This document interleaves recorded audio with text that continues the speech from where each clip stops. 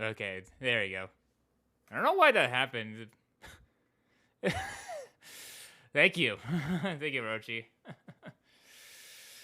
I didn't realize my mic was muted. It normally isn't muted. I guess my computer did something. But to answer your initial question, I don't know if I'm gonna be playing Smash tonight because we're doing a different occasion for something. If you've been paying attention to my Twitter, I've been or even my Discord notifications. I have been trying to get in uh,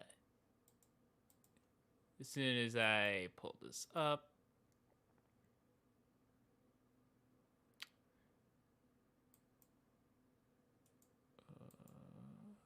Yeah, there you go.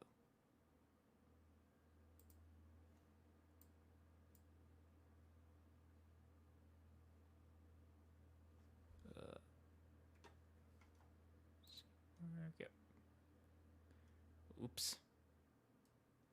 I don't know why my cam went away. There we go. There you go.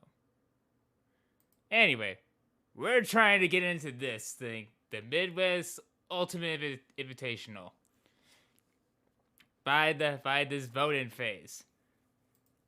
And as of today, we survived the first cut. So, and this is basically the best way to describe this is basically a summit version of the Midwest only. And if any of you guys are still want to help support me, you can find this fancy link here where it just gives you everything you need. From free voting, all you need is just your start.gg profile linked. Fill out the important details, takes about a minute, and your free votes will be sent to me. So, this is what we're trying to do for content. And as someone who's been grinding Joker for a very long time now, I have never publicly talked about my thoughts on my matchup thoughts with Joker. So I figured it'd be something to get going. So where I am right now, we are currently in 4th place. This beautiful, beautiful 4th place. As a bit of a reminder, they only take 5 people from the voting. So right now, we're technically in a good spot, but we can do better because between the people I could get up, it's not that much higher compared to like Sandy, who's in the very incredible lead. So we are doing strong, but we need to keep the momentum stronger. So, but that's just to give you an idea. How's everyone been doing on this Thursday night?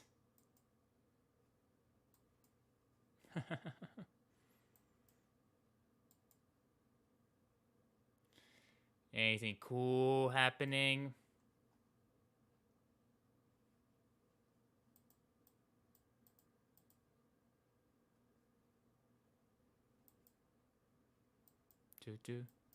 I'm also like delaying a little bit of time just so more people could come in.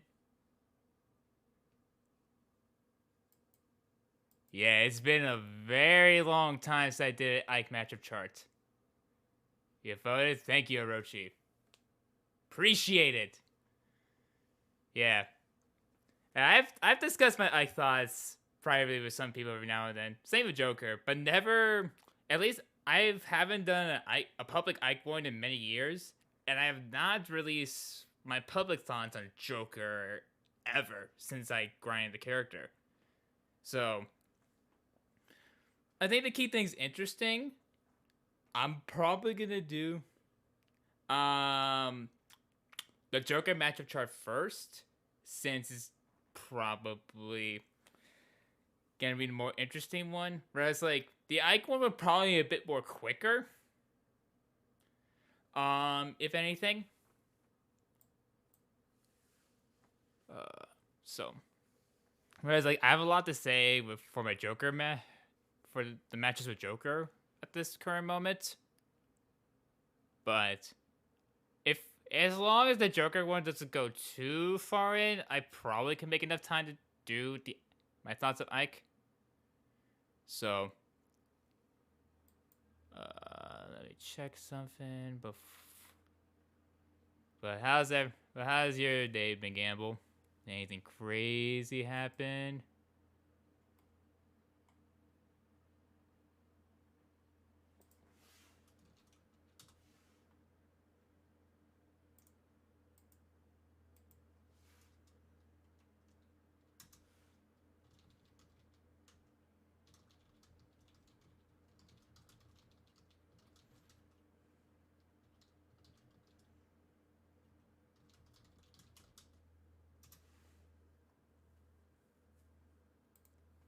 Do.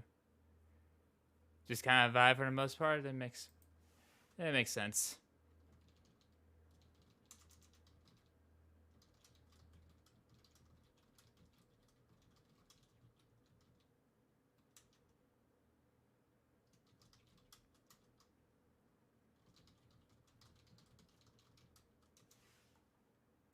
Do. I've been chilling. I just been pretty much been orchestrating my plans to get to the Midwest Invitational calculatively, so to say. So I've been just taking it one day at a time currently. So because there's a lot of stuff I want to say, because this has been very interesting. And I definitely looking for how things are going to turn out. But and just to kind of give you an idea where I am at, Gamble, we are 4th place, which is pretty good. Pretty good. Which technically, if we keep the consistent weight, I could be qualified by when the 25th happens, which is 9 days. But we want to kind of get this early, just so there's less stress to go by it. But it isn't the worst if we're just keeping on the cruise. It's as long as we keep the momentum going, it's doable. Oops. 605. So probably should not have shown that, but you wish you could qualify somehow. I'll tell you straight up, Kirby. These type of things, you not only need the good connections, and especially for these type of things, need a little bit of something called a little bit of people are willing to spend a little bit. Because free votes are great, but they can only go so much. Whereas the merchandise, they could go. Especially like if you make incentives.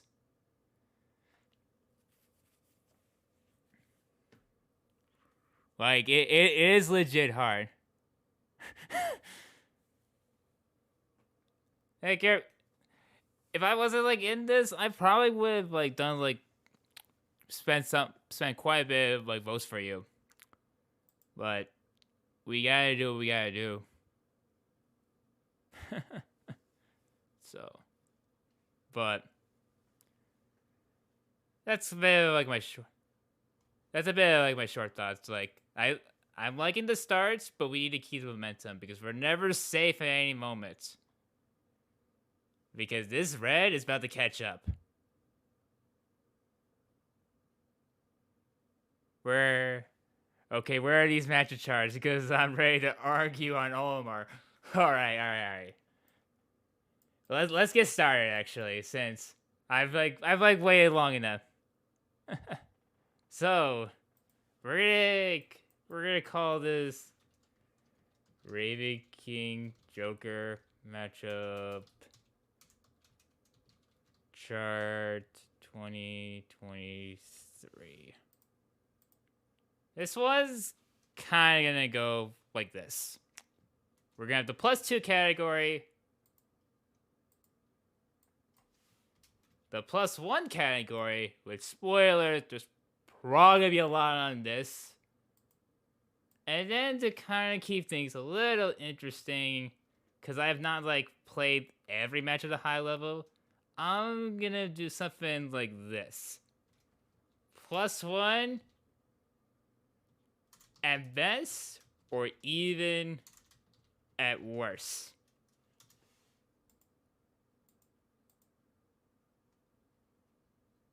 Raven became more like Raven Cup. I may or may not buy a DK shirt. Even. And then same thing the other way around. -1 or -1 at worst, or even at best.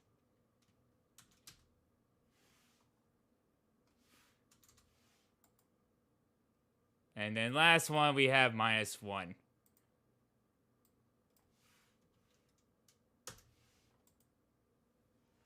So that's just kind of to give you a gist, because also spoilers, I don't think Joker has a matchup that goes -2, quote unquote.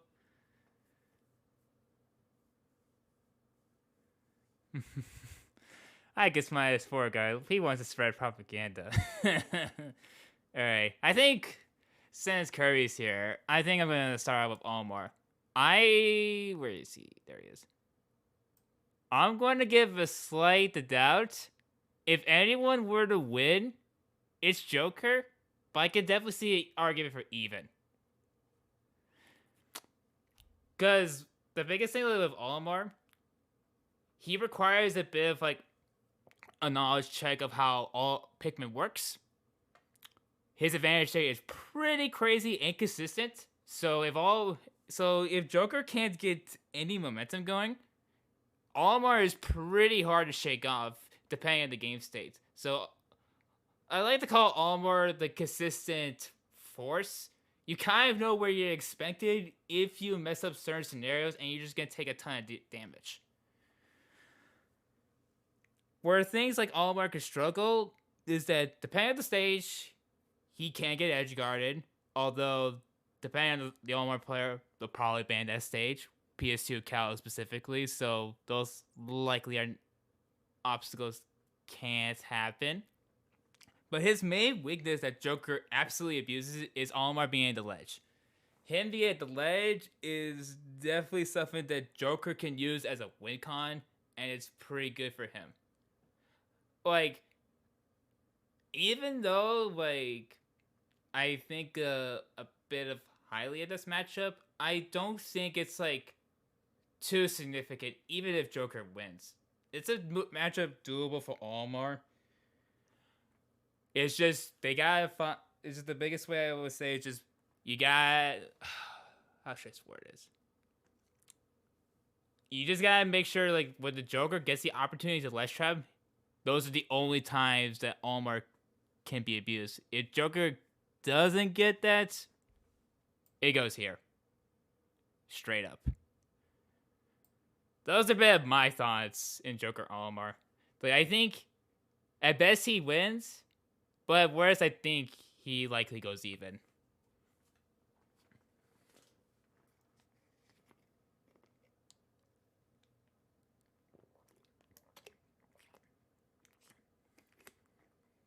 Does that satisfy your thoughts, Kirby?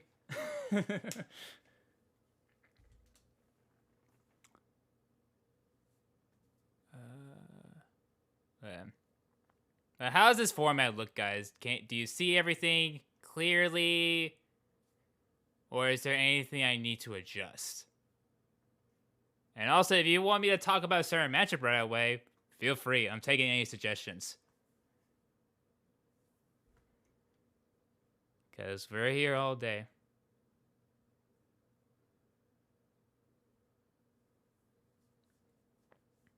Mm-hmm. Yeah, that's like the biggest thing that we both agreed. Like, if Joker gets the ledge, he dominates. But neutral can be hard at some moments, especially at the right Pikmin lineup. Because often it's usually one or two purples, depending on the game state, that can be pretty annoying for Joker to get over. Also, thank you, Just Book It, for the follow.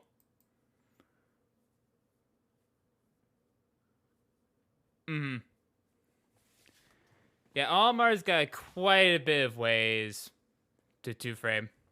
And not only that, like, not only have down air to consistently two frame that is active, you also have down tilt as an alternative.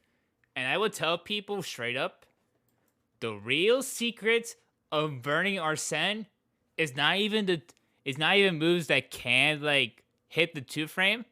It's specifically active moves that drain Arsene meter extremely quickly. Like, where's down tilt? Like, this move is huge. Like, if it weren't for this,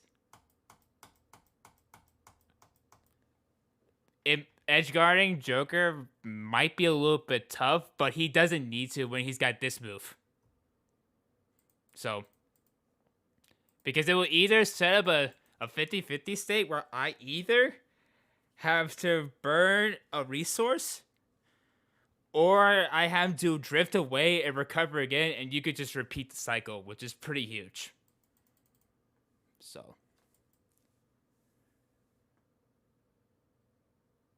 Mm-hmm. Yeah. And I think it's like, it also depends, like, I do think, like, most Jokers are probably gonna be uncomfortable against Almar because, let's be real, who are you gonna fight a high level Almar these days unless you're fighting the Buzz at best, maybe. Or Myron if he's traveling, Candle, Shuton as you mentioned. Actually, the more I think about it, there's more Almars to account for.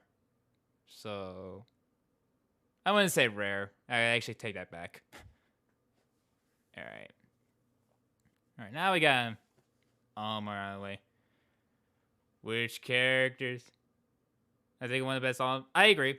I think all of the ones I played, I think it's you and the Buzz are probably the best ones. Mm-hmm.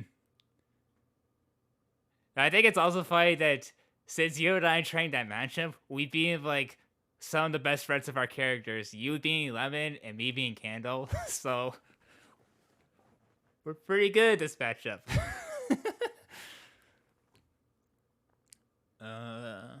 What matchup I want to talk next? We're gonna be here for a while.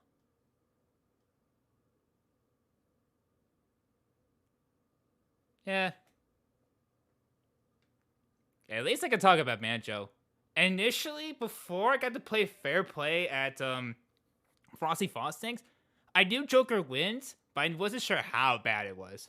But after playing him and finding the counterplay in mid-game, this matchup is so bad.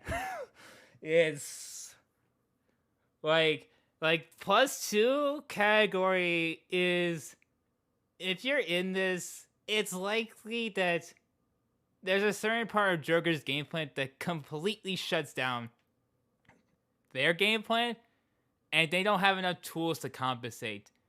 And part of Banjo's play is a lot of grenade traps and just kind of like just weaving around for like low risk, low reward in a lot of the spots. And with Joker Gun, not only it explodes a grenade on touch, he can also just get juggled, ledge trapped, forever. And especially if Joker gun camps, Banjo has a pretty hard time catching Joker. So A lot of gunplay makes this matchup pretty difficult for Bancho to get anything started.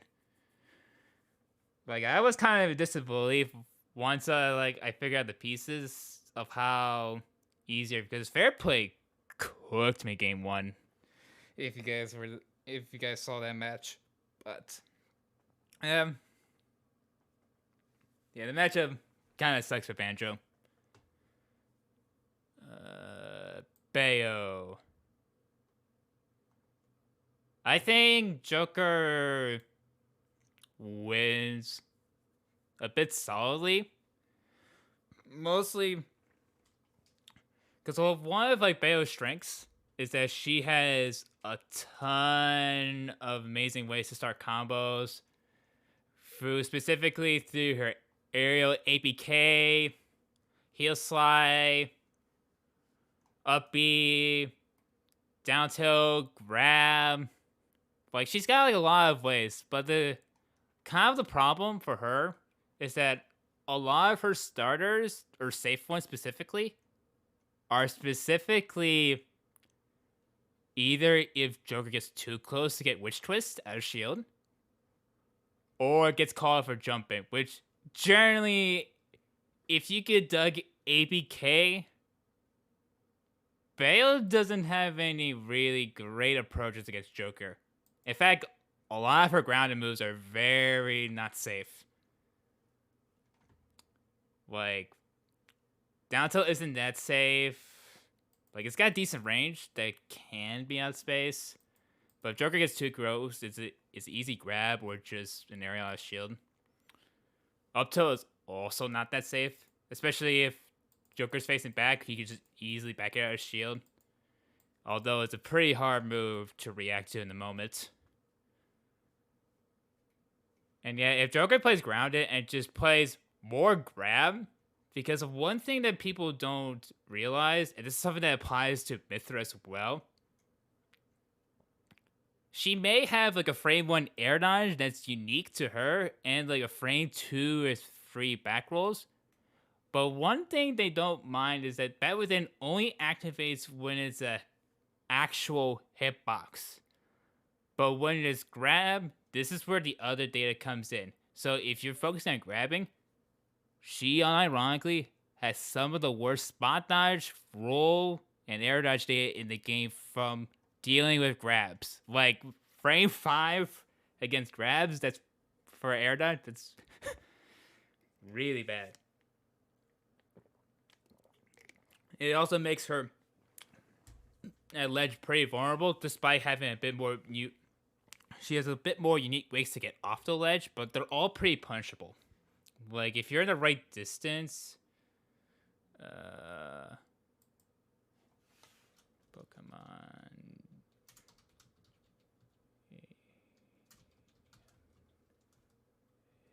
PNG. Like, oops. Oh my god. Love how I'm doing this. It's how the fuck do I zoom in? Either way, let's make this work. So say I'm right here, and Bale APKs from ledge. Joker just back out of shield pretty consistently, and then it becomes at that point, you wait for Bale's landings, and then you can just get either a free grab, or eventually, as when she uses more specials, it adds more lag. She eventually just gonna get hit harder and harder. So, yeah, that's what I think. Bowser. This is something that's gonna be applied similar to heavies, but this matchup kind of sucks for Bowser.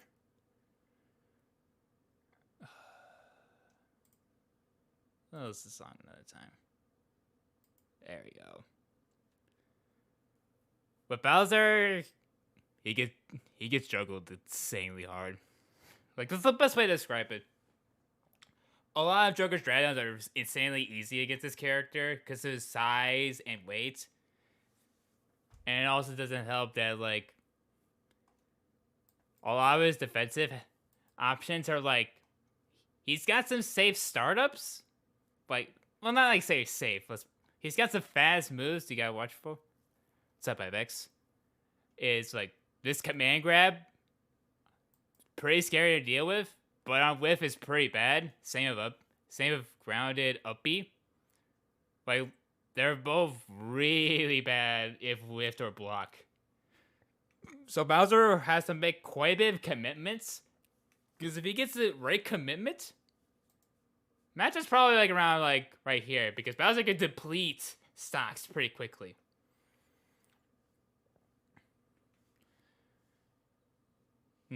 Just got done playing Fortnite. Nice. But if Bowser makes a wrong guess, or just randomly gets hit, sometimes Bowser just can't play the game, and his disadvantage options isn't that good to get around. Like, he's either gonna be forced to slowly descent, pick an attack, or command grab his way through, and they can all either be beaten out or just run away and just wait for Bowser to strike first. But Bowser has like quite a bit of limitations in this matchup that he can make it work if he gets the right reads, because his ledge trapping is pretty good against Joker. A lot of range, decent moves to 2-frame. Fire Breath is pretty good at hitting Arsene 2-frame. And he's got some good moves just to hit Joker. Well, overall, it doesn't help enough for his kit. No, Junior. This one's a bit of like a slight winning. Only because Junior's got a pretty good juggle game for his combo starters. Like, he's got like quite a bit of tricks that he could just like weave around Joker. He can thread Joker off stage fairly well with his forward air, down air, up B, etc. So, but then there's like a couple falls with Junior that like kind of holds it back from being like in this tier. Is that once you're out of the early combo percents, Junior has to work for his kills pretty hard. Either by forcing a bad decision to get off the ledge, jump call out, or an unsafe area on shield, because Junior's got some decent out of shield options that he can use. Like, oh, I didn't realize how fast up smash was. Frame 7, that's pretty fast. And it covers like both sides? I actually didn't realize how fast the move was. But it's only like this beginning scoop that's pretty good. But then when it gets right here, that's when things get a little less good, because then you can just kind of like duck under it. But if he misses the up smash punish, albeit slow, it can be pretty annoying to deal on shield due to how many multi hits this move does, and can push back Joker's shield quite a bit. So that's something you gotta be careful. And also, he can apparently angle this move, so that's kind of scary. So,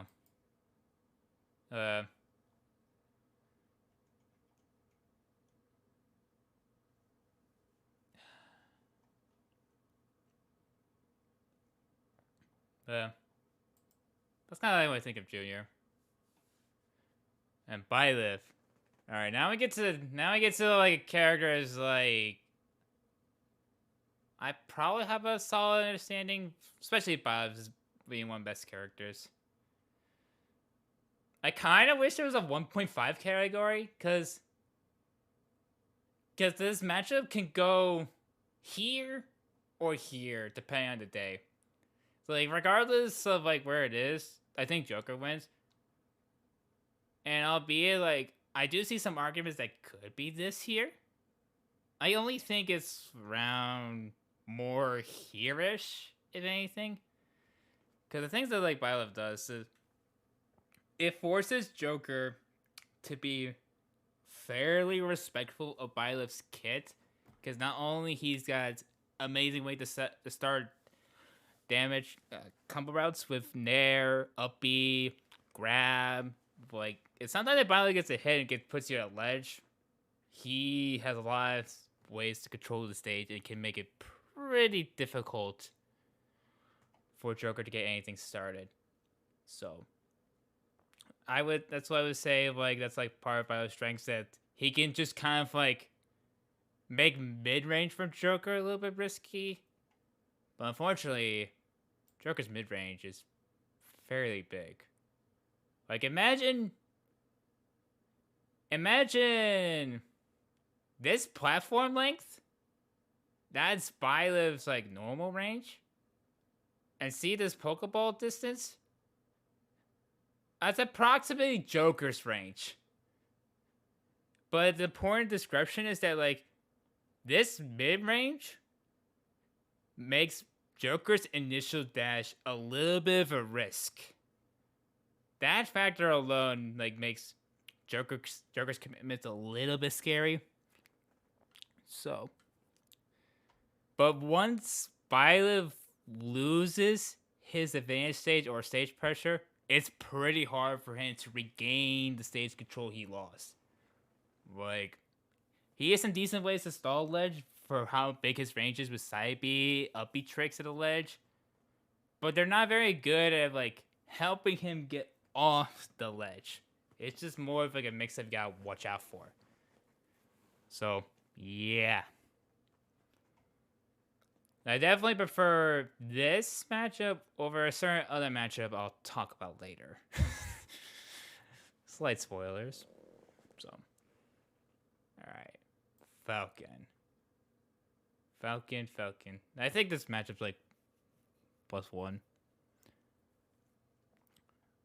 Being one of the few characters that's like much faster on the ground than Joker, which kind of makes it a huge deal. Which makes it much easier for Falcon to just close not only the range, but also just can make things a little scary if Falcon's getting the right reads.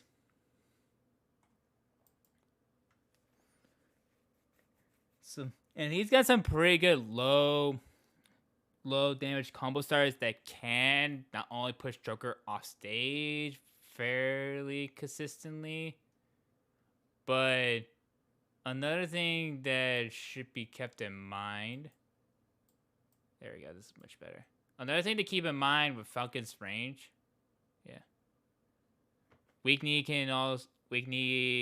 in the right situation can also give Joker. I do like how you say in the right situations, because I have two competent Falcons in my area by Sardank and Arctis, and they both have tried to do weak knees to varying level of success. Weak knee is at its strongest when Joker is forced to up B at a certain spot. That's when weak knee is at its strongest and can just give Joker at extremely early percents. But when Joker can stall, that's what makes the timing a little scary, especially if he's directly under him and the Joker sees the Falcon goes for an early weak knee attempt. Joker could outright beat it with a delayed up B to tether cancel double jump up air into regrabbing the tether just so he can end Falcon from threatening ledge and just also sneak his way back in. So you are right. Weak knee in certain spots can give Joker, but it depends when you can use it. And I think like saving it is honestly like the best part. Because outside of weak knee, he isn't too great at gamping Arsene. He can stomp at low percents, but that's kind of about it. And also down tilt. How long is active down tilt? I'm curious. Oh, only 2 frames. That's not the greatest. Yeah. So. but once Falcon's in the air, it's fairly easy for Joker to intercept with dash tag, dash grab. Sometimes gun or E-Han just to intercept his movements.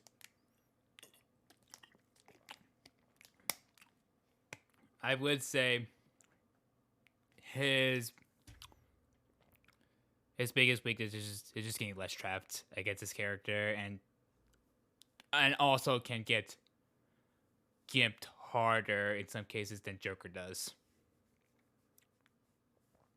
I don't think it's like too significant because Falcon can kill Joker at any point, so that's something I don't get to say for like a lot of other characters when I'll mention them later. So, yeah. Crom. I think for some people, you've probably seen this argument many times.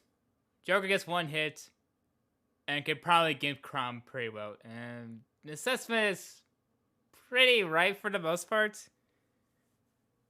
Like when I'll probably bring in Roy right now, because just so it gets easier to talk about. Because I think both lose to Joker, but Crom can go like sometimes here because of how frail he is for messing up once compared to Roy. But they both falter the same weakness. Yeah. Like it's part of the reason. Like it's partly the reason why I want to put it right here because of how huge it is. I'll let it slide. But to kind of like this, put it simply the two, both of them don't do bad on stage. In fact, they can actually keep up with Joker neutral because they not only got the fast burst range of both in the air and on the ground to just like it's sometimes hard for Joker to catch them a little bit depending how they move. Though bit of their weaknesses is mostly similar at different places. Whereas like I talk about the recovery being like a huge difference of like the volatility, but like they both suffer similar things.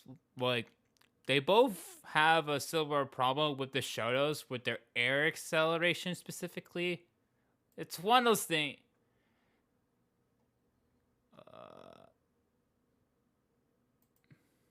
Base.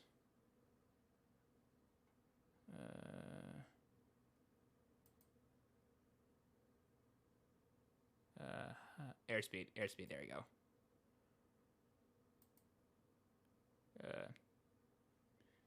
I don't know how to get the right point, but either way, they don't have like whatever direction they commit. They can't really escape. They can't really mix where they're gonna go because they're gonna land in a certain spot. So imagine Roy's right here, and I'm right here. And if they want to hit me, the Roy, like it, especially during an aerial approach, they can't weave. They can't just jump and hold the stick in the opposite direction to delay their momentum. Whatever direction they're going, they're fully committed. The only way they can they change it, is double jump mix-ups. And that's double jump and air dodge. But that's really it. So the Croys had to use their resources to mix up how they're going to land on top of you. So you can find like some of the approaches predictable in some spots. And that's where Joker could just either outrun them in certain spots by dashing back, can stop their approaches from time to time with gun to Ahad. But if Joker gets a string going, he could just push him off stage and gets less trapped. I do think with Roy, him having a bit of a harder time to get gimped and easier time to cheese Joker early percents, it's always gonna be a factor. there has been some points for me specifically. I think I could see an argument that goes right here. But I'm honestly more, I'm like, it's kind of hard for me to think of it why it's even. But I won't really disagree if it's really even, because at the very least, Joker ain't losing this matchup. He ain't losing this matchup.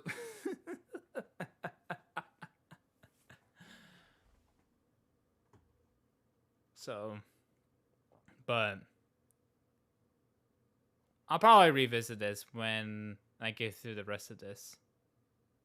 Next up is Cloud. I only think it's like a very slight compared to like something like, it's a bit similar, but Cloud has like, he's one of the better characters of like juggling Joker can either force a Rebels Guard scenario that actually hurts him if done at the very bad spots.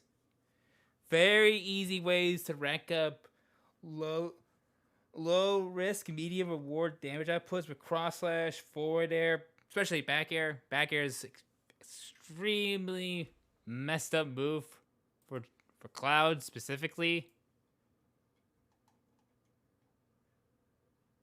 -3. Yeah, you ain't punishing that.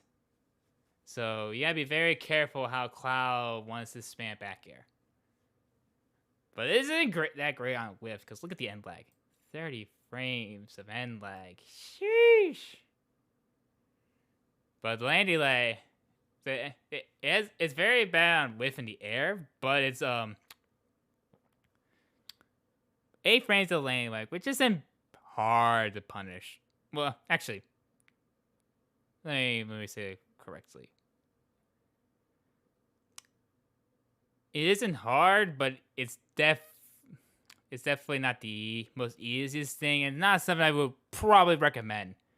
Like with punishing back air, it's pretty easy for Cloud to sometimes whiff a back air and have enough time to dash away.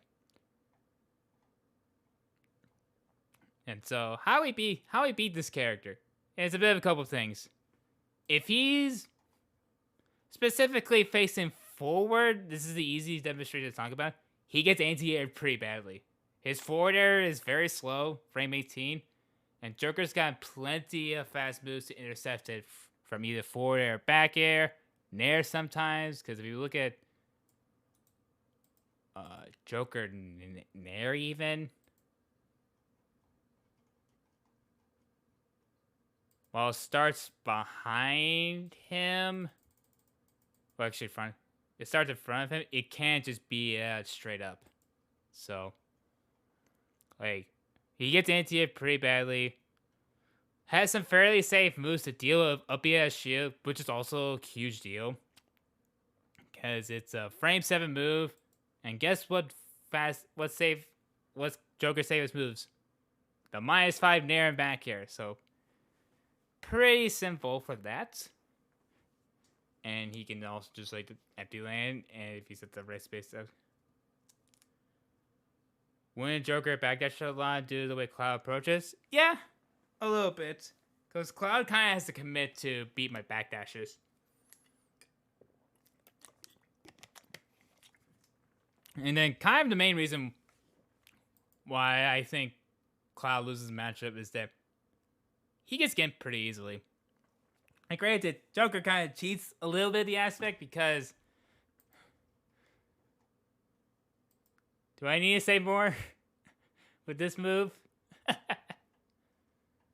Like, it does it all. It hits at a spot where even Cloud's like going low, or it can hit like right before his sweet spots safely and just make Cloud's sweet spot a lot harder and very easy for Joker to hit another aerial and just skip this character. So, overall, just fairly easy ways to get this character. and can make neutral a bit harder. But Cloud, once he has established stuff, can make Joker's life a bit hard. And Corrin.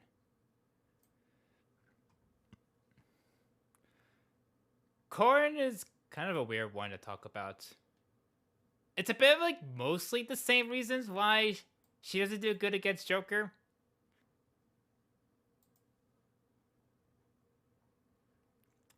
It's mostly she doesn't have any like good ground moves to like fairly poke well. Like she may have fast moves, but they're not like great at doing the job needed to do on the ground against Joker. Dash check isn't that good. She's got some good like anti-airs with nair forward air and sometimes back air, but they're not that like she needs a bit more, if that makes sense. And then side B, pretty good, but it's a very committal option on block. And it forces Corrin to kind of make a guess of, is she gonna kick, do nothing, or just jump? And depending if the Joker reacts to it, Joker could be brave for either of those scenarios, but the biggest thing that Corrin can delay of which option she could do, so that could be scary. But yeah, she gets anti-aired kind of badly. Also, not having a good ground, a serviceable ground game also hurts. But Corrin's main strength is matchup. She's one of the best jugglers in the game. Like Cloud has pretty good jugglers against Joker. Corrin does it even better. Force way more frame traps and can just force a situation where no matter what you pick, you're gonna take more percent, which I think is pretty huge. Yo, Shaddick with the raid. I was like talking about Corrin. That's funny. Yo, thanks, Shaddick. Good luck at getting the summit. Appreciate it. Also, what's up, Aiken? Let's do stuff like this all week. That's so funny.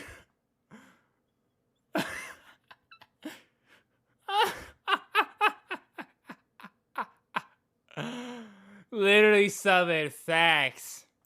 Thank. Rude for you, buddy. But you probably agree, like, this is probably where Corrin goes against Joker.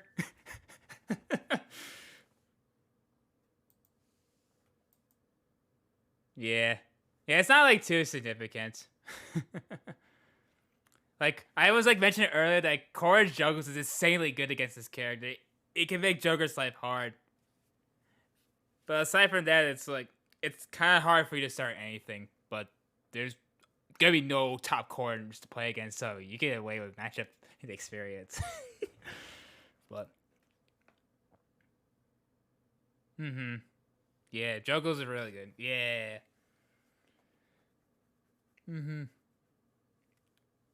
Thanks, man. You have a good night. Alright. Who cares about Daisy? Sorry, Daisy fans. And Dark Pits. Alright. Now we get... Oh, I already know the echoes. I already did that. See? It just specifically Daisy and Dark Pit don't get that.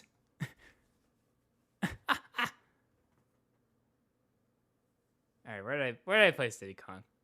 Yeah, it's so weird. Like, I can kind of see why for Dark Pit, because... Yeah, take care, Aiken. Right, I can kind of see why for Dark Pit, because his neutral B and side B are different, but Daisy's exactly the same.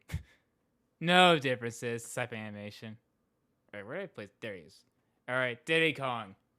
This one is actually gonna be a pretty easy one to say. This is one of Joker's worst matchups. Quite a significant margin. Did he hold in Banana Shield? It's one of the toughest things the Joker to overcome. And his banana shield drop range is a bit bigger than a Pokeball, which is insane.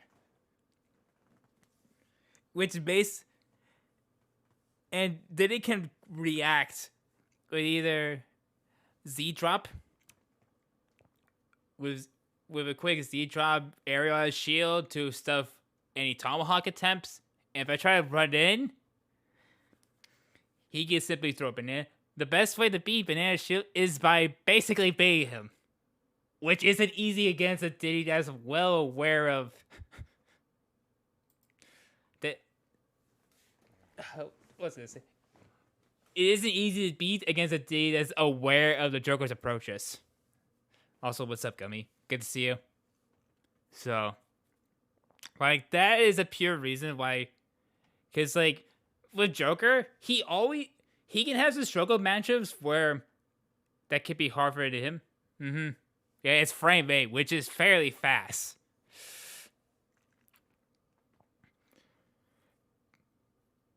But Joker can camp characters. Because at the very least, he always has the potential range to hit you at any moment, which makes his offense scary enough, because if he gets this hit situation, he can reverse that situation to his favor. But when you can only really camp and you don't have much offense to break it, that's one of the few things that Joker can't really overcome safely, unfortunately. And that is part of the reason why this matchup's hard for him. And then we add the other things that are not great for him. Small. He's small. Monkey Flip is insanely good for mobility and as an approach option. So, pretty hard to hit. He can get gimped pretty early with the right guns. But depending where Diddy does the barrels, it can be pretty hard to snipe him. And yeah. And he can also kind of skip ledge thanks to Psybe and upbeat to go to the other side of the stage, depending on the stage you're on. But overall, Diddy has a lot more mix-up situation that Joker could do. But the only reason it's not a -2 thing, and this is going to remain true for all Joker's losing or potential losing matchups, is that Arsene cheeses everything.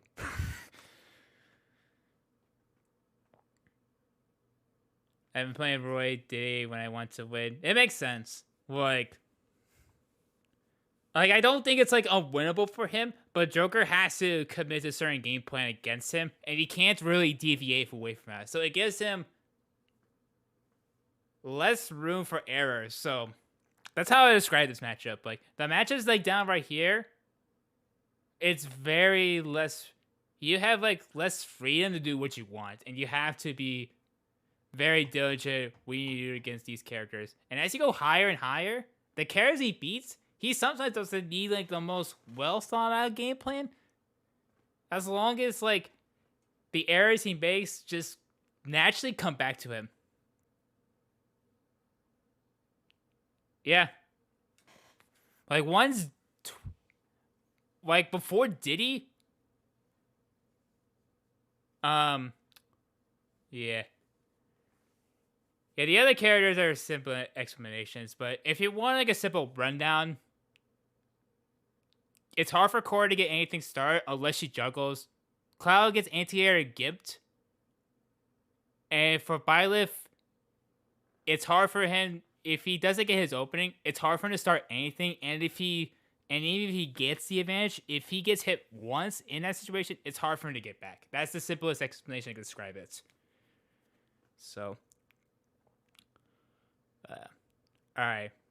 Now to look at another simpler matchup, Donkey Kong. Donkey Kong, also pretty bad. Mm-hmm. Yeah, if you want Gummy, I can help you out with those matchups. Like, I don't have like the most like solid experience of Corrin, even though I play with Shag a fair amount. I'm fairly confident I could help you out with especially Byleth and Cloud. So,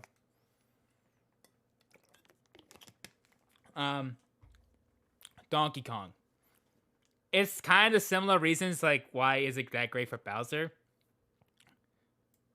Gets struggled pretty bad. He doesn't have like a lot of safe ways to get in against Joker. Like if you look at his moves, like he's got some big moves. A couple scary ones like down tilts if it's space. Pretty good poking move. Dash tag, while fast, is very unsafe on block. It's very easily shield grabbable. And a lot of his like mix-ups are based in him in the air. Like the only like truly scary thing you have to watch out for is this move. Really, really good move. And can be used twice in the air like Mario. Like back air, that's like if I were to say if there's like 1 to 2 moves you have to respect, it's that back air and his commitments with either Giant Punch or Side B. And then if he does any other move, as long as you're conscious of it, he's going to do it, you could punish it on block. But either way, if you respect those moves and let's try DK, he doesn't have any great answers whatsoever. It's unfortunately pretty bad. But like Bowser, DK's advantage state is really, really good. Like one of the best characters at advantage state. So, especially if you're on like this stage, like unless you're fairly confident in that matchup, starting here, especially small battlefield, might be a risk.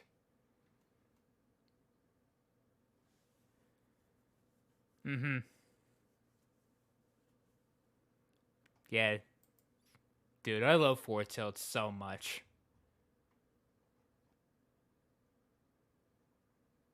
I love this move so much. Especially this one. Especially this one. That's my favorite. So, yeah.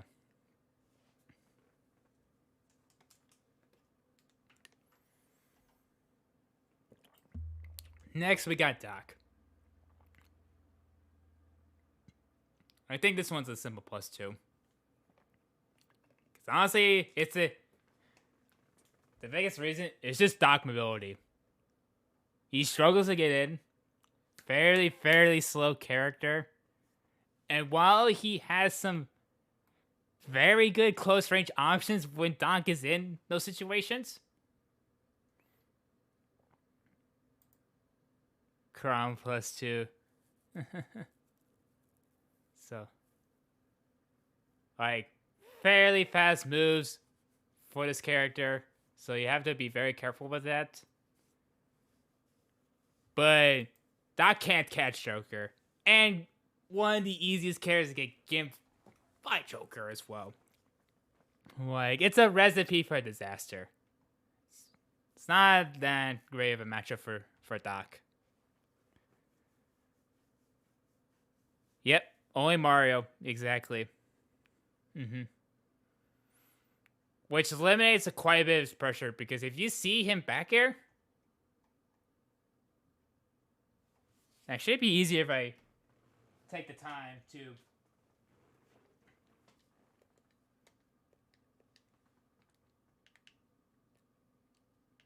mind you, I don't have the train mod pack, so I don't on my current Switch, so you have to bear with me with this.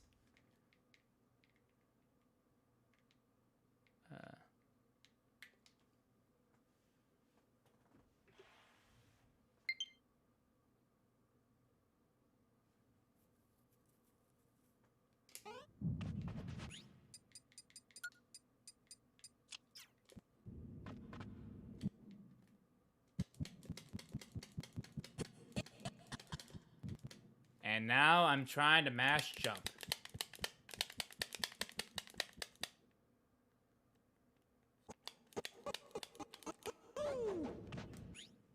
That's how low it goes. And now, if I try to do another aerial... Oops, forward smash.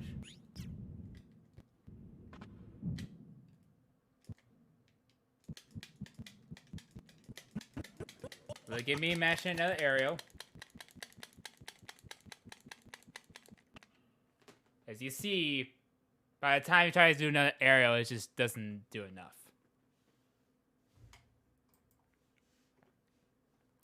So yeah. Pretty simple one to say. I think Duck Hunt, I don't have like a much experience, but like Duck Hunt could go right here, but I need to play more high level Duck Hunts and just me play it more in general. I'm probably gonna put a +1 for right here. Joker just can out chip damage him. Can make a lot of his setups pretty annoying to work.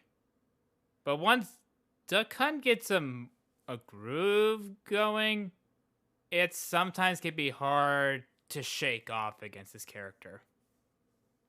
Like, I don't have like too much to say about this matchup. It's just Duck Hunt is probably going to drag the games on and just make things difficult. Now, his next character has a lot to say. Falco. I think there are some days I think this matchup goes right here. But I need to play other top Falcons more. But very good Duck Hunt even game. Yeah, people forget. Switch screen? I didn't realize. My bad. My bad, y'all.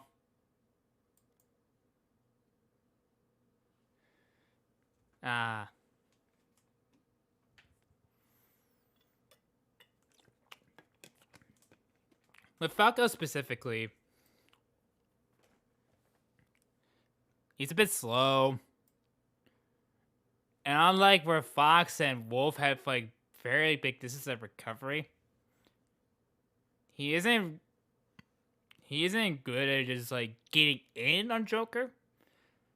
But when he does get in, he does pretty good damage. Like a lot of good combo routes with his grab, up tilt, landing, move, any landing aerial.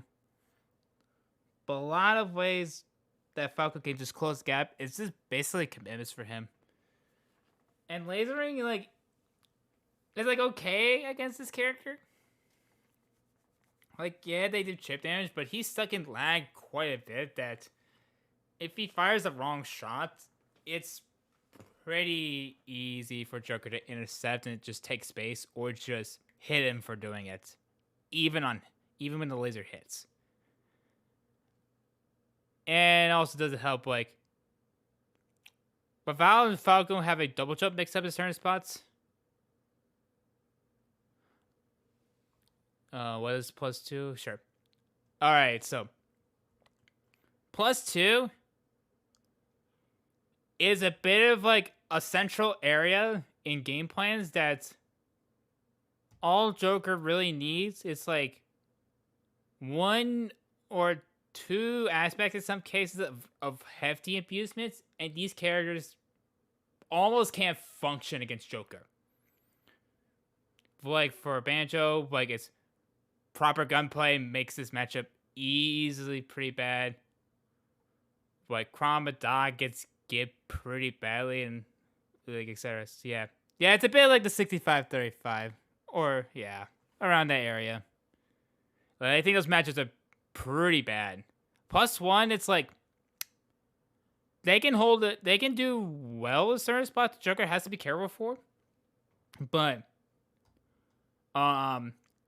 what's gonna say? But they have like, but Joker has like one or two aspects that he does well enough that like it's hard for those characters to do well. Yeah, like, yeah, just not defining is the best way to describe it. Yeah, I would agree, Gummy.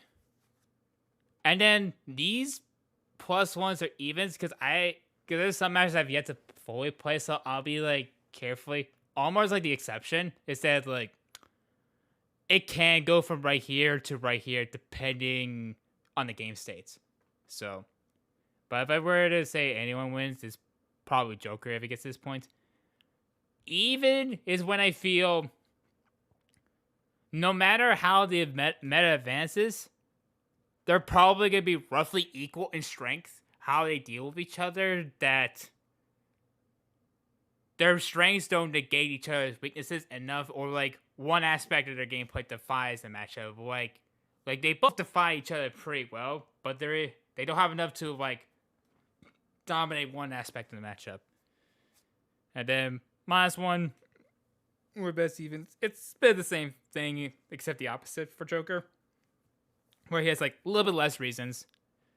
So, but yeah, with Falco's a bit of like what makes a yeah, neutral can be hard for Falco. Like he isn't bad when he gets the hits in, but then it becomes harder when he sometimes gets cheese off stage. Like especially if he doesn't have a double jump, Falco is just a sitting bird. He just gets gipped fairly easy. Fairly easy. So, and I think of all the Space Jam, I think Falco easily does the worst. Whereas, like, with Fox, and where I talk about Fox and Wolf, they both have, like, much stronger characteristics that even if Joker can't give them, Joker still has to respect it.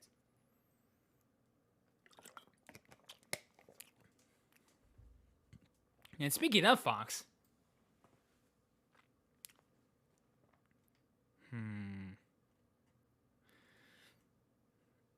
like Falco, Fox can get cheese, but he just has some clear things that can make Joker work hard for it. Like I think like Arsene Joker is at least here. Without Arsene, it's probably like around here-ish. Because Fox is pretty good at closing the gaps against him with his own burst range, calling out his jumps, etc., etc. Amazing ways to start up damage.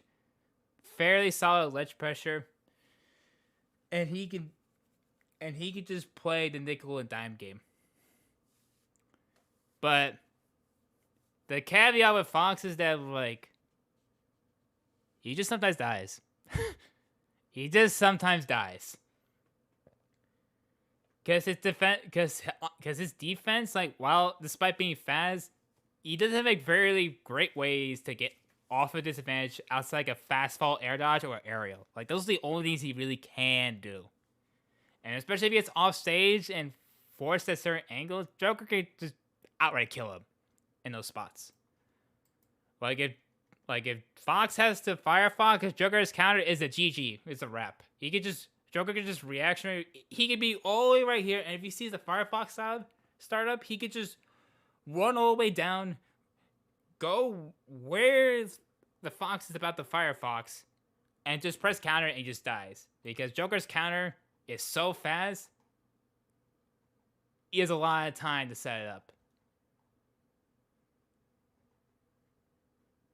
Like, it's ridiculous. And just kills it straight up. Yeah, Joker's counter is like the best in the game. By universal use and just application. And really be the fastest counter in the game. Yeah. Yeah, the frame 3 iframe just makes it a frame 3 counter, realistically. Because how else you're going to beat it?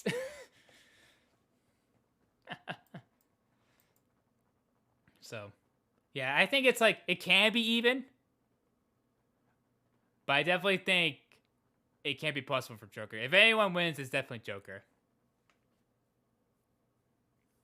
And now we talk about a matchup I played quite a bit, Ganondorf. In this matchup, I'm sure Rick will agree, this matchup kind of blows. With Ganon specifically, it's fairly easy to just kind of rush at him. Pick a spot where Ganon has to commit to an option and Joker can just be ready to either whiff at any notice or make him overcommit and just drag Ganon across the stage. It's pretty not fun. Like generally, for most of these matchups, base Joker, even if Joker doesn't have Arsene, he still wins. That's how bad the matchup is. Like, Ganon doesn't have really much against Joker outside of just outranging him, hitting pretty hard, and has fairly decent ways to intercept his Arsene upbeat or even just hit his tether, which is fairly decent. But they are enough for him to overcome. So, next matchup. Greninja. And this one I've played a lot. A lot. I think Joker wins. I don't think the character goes even with Joker, personally.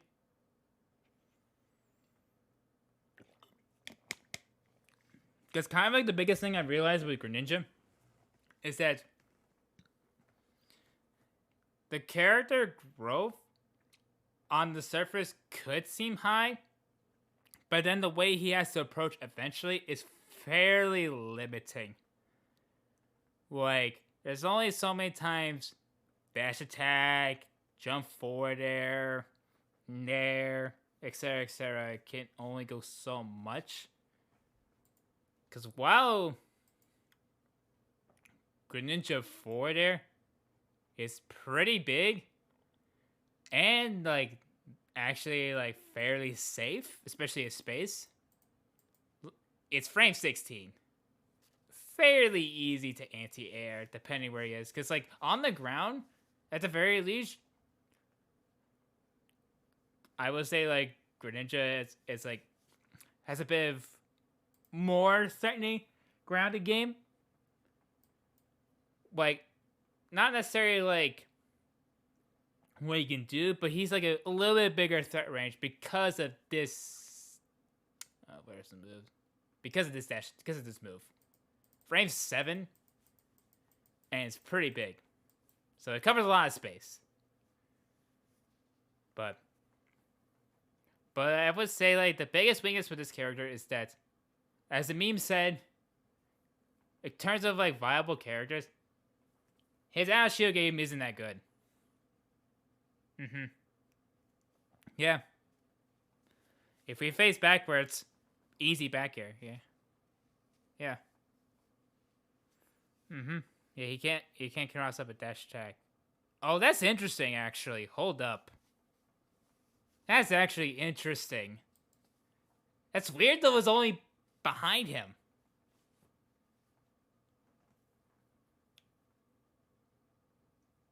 That's interesting.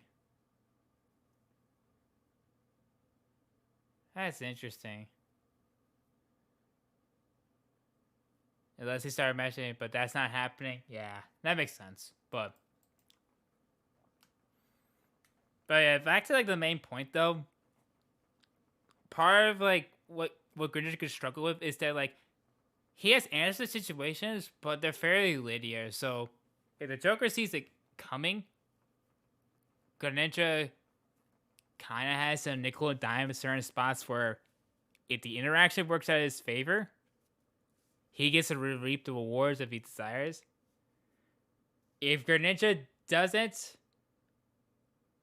he kind of struggles to make anything happen. Like, he's a bit of a character that kind of like puts his egg in one aspect of certain play, like for pure movement, and just find the right spots to hit me. But the moment it doesn't work out, the character kind of crumbles. And also the hub is like his landing options isn't that great. And you could call, and especially the moment Greninja is not on the ground, he doesn't have any great ways to approach air in the air. Assuming that could be anti-air. If it can't be anti-air, that's a different story. His recovery is like decently exploitable, but you're not gonna get him fairly early. He does get ledge trapped pretty hard though, because he doesn't have any much safe ways to get around it. And he's got some of the worst tech rolls in the game. So he's pretty easy to just ledge trap or like read a tech option. So or just cover like a lot of options when he techs. Yeah. Yeah, it's like it's not that big. Alright, hero. I think it's like only slight. Heroes normals on the surface probably be like around right here, because slow sortie with not much like scary stuff to be hit by on the surface seems like probably should go here, right? Well, hero has a thing called a magic menu. Go. Yeah. Yeah, heroes buffs is part of the reason. Not part of it, but the main reason why it's never here, but more here. Because hero menu is a pretty big aspect of his play that it could change the game state pretty quickly. But unfortunately, though, Joker can just kind of not care, and especially if the Joker is ready and play the reaction base, there's only so much fast moves Hero can do, because eventually his AP is a resource. So eventually when he starts burning all of his powerful magic, eventually he can't camp. He has to get in. And that's where his base kit comes in, and it's not serviceable against Joker. So overall, Joker has to play a bit of the more slow style. But overall, he has a lot of answers to his kit that even if he menu manages, it's not the worst thing in the world. Alright. Ice Climbers. I don't know if I said on record, chat, but if I have a most despised character in Smash history, is these guys. I hate them.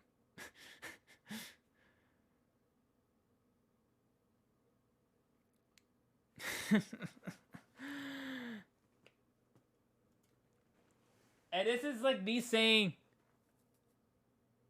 I don't like play. It's more of like I don't think. How should I word this? I don't think I do bad against this character, and if anything, it's probably here realistically, or this here. I know Joker wins. I never been the guy that likes playing it for the simple reason is this: if Ice Climbers grab you, you just die with no counterplay. And that's like the core aspect of Ice Climbers I never liked to begin with. Cause even like characters like Kazuya, like Smash DI nonsense, Luigi Zero Deaths, like all of them at least like forces at least some kind of defensive mechanic, even if it doesn't do much in some cases, is at least like I still have some control that I could get out. Ice Climbers, pack that shit up. Alright. Like, it's just absurd.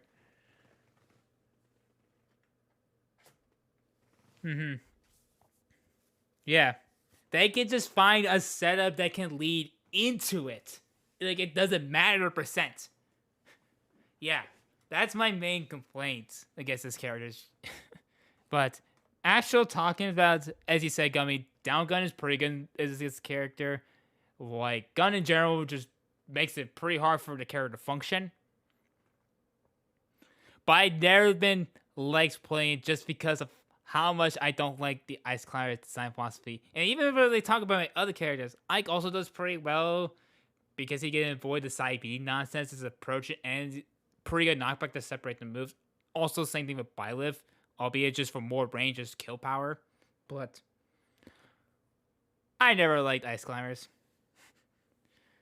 I know it's a good matchup, like for us. I just don't like playing it because I know what I need to do. It's just never fun. So, all right. I'm sure some of you all have been waiting for this talk since this.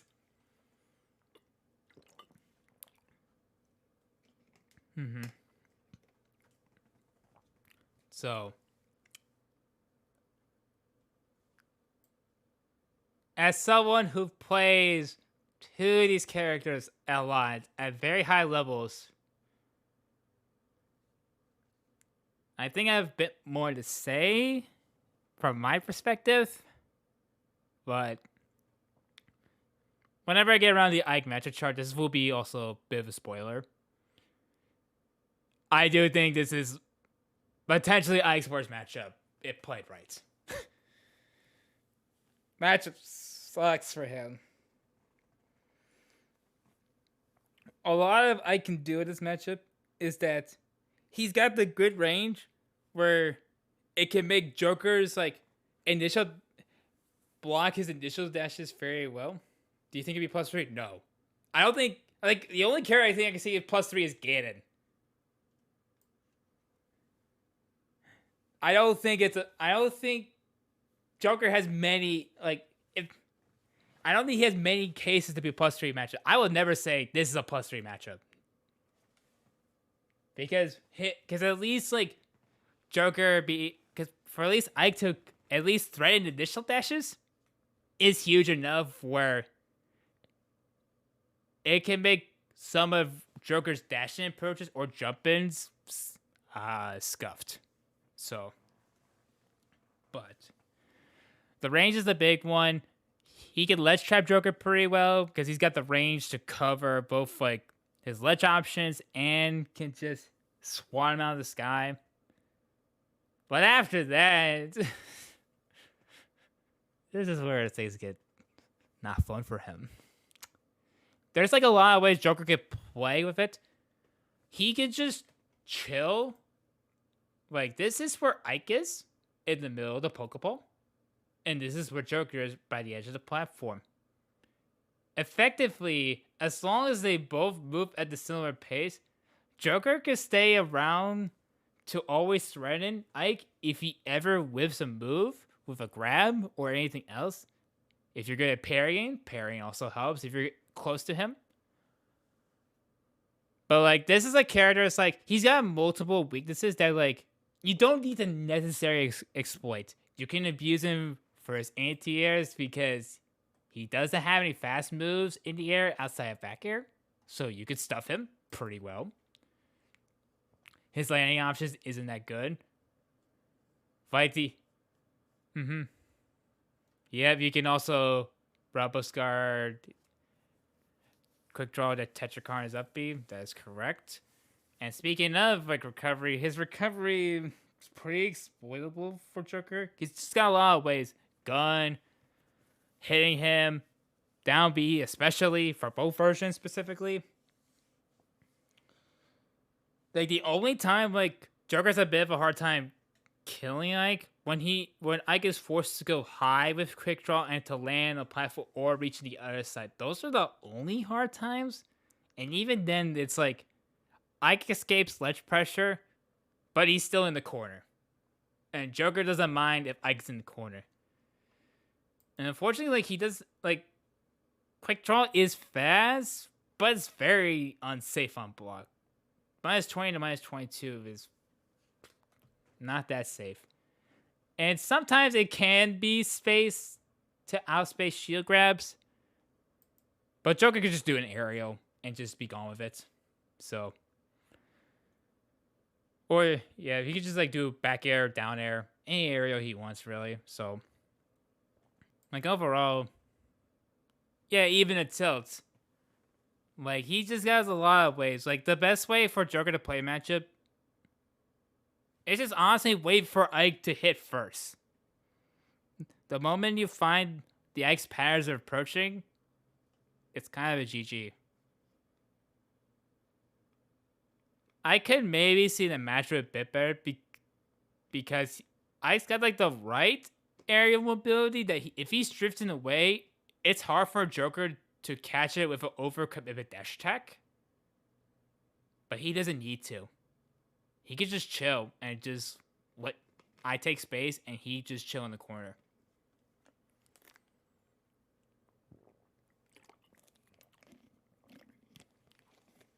So overall, I think the match was pretty bad for him. It's Cineroar. Unlike most heavies, he's around here. And simply because he's got better buttons.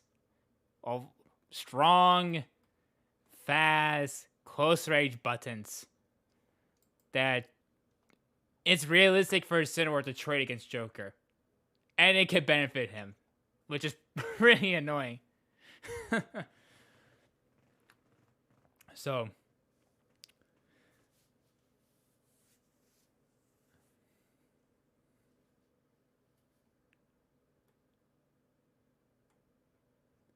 yeah. He suffers a similar weaknesses like the other heavies. Like, he doesn't have any great landing options, fairly gimbal recovery, and also the slowest character in the game, so fairly easy for Joker to run away.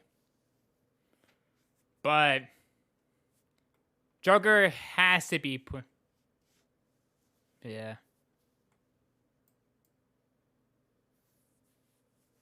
I think it's even at best when Cineroar is like playing like. I think it's even once if the Incineroar understands how the Joker player wants to approach. But against the Joker player that like makes it difficult for Incineroar to get any reads, it's pretty hard for the character to function.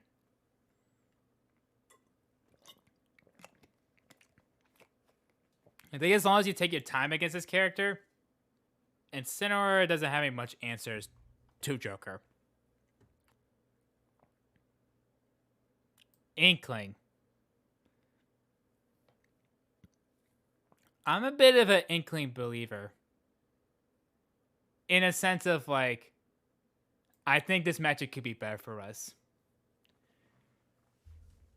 Because some people would probably put like around here, and I wouldn't disagree. I think the matchup is like probably gonna be closer than will ever be, than it has ever been.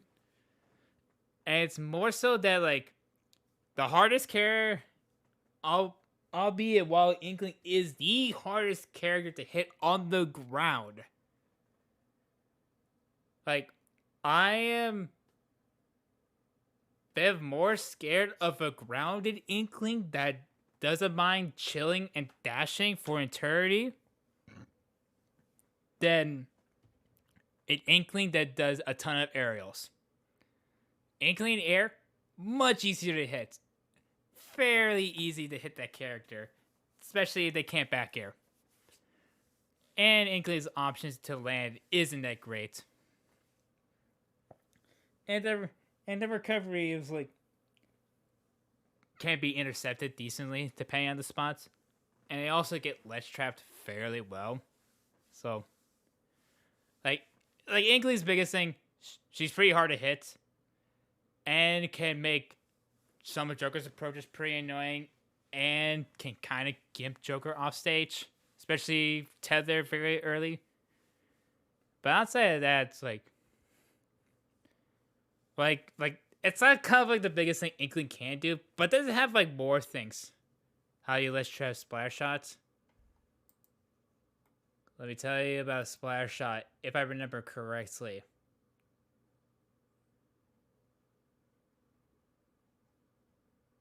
Inkling.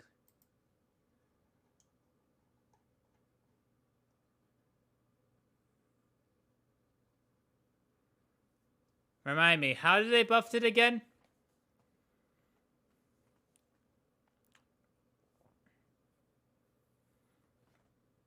More range? Okay. So, how would I deal with... This is how I see with Splash Shot specifically.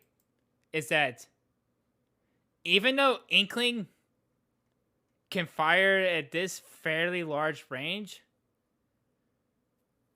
it isn't safe when Joker jumps over it and just hits it. Because the move, like, if at minimum isn't... If the move isn't hold, it's still 36 range, which is quite a bit. Like, that's a half second of lag that Joker could just easily intercept. So, you just gotta play a bit more of the reactionary. Oh yeah, I've also forgot to mention, like...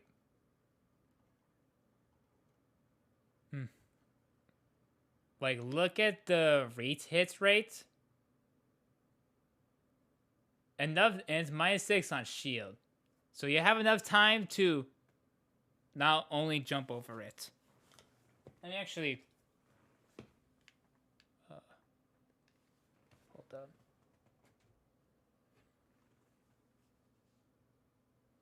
Give me 1 sec, guys.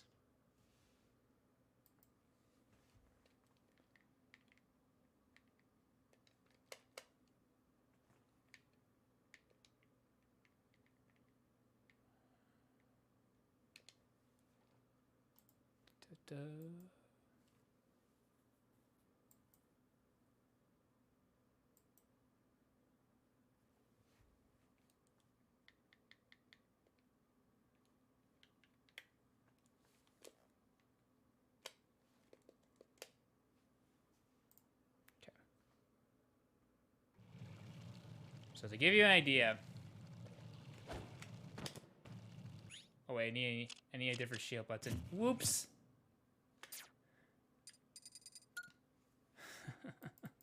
Sorry about that, guys. Because for some reason, I can't just have another shield button. Let's just remove the scoreboard.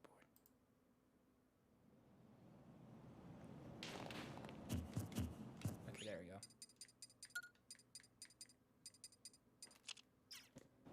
So by the time...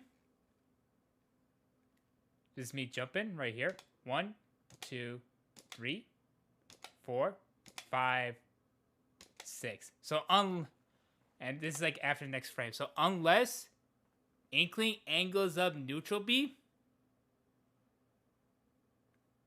Joker could jump over it and just hit with back air.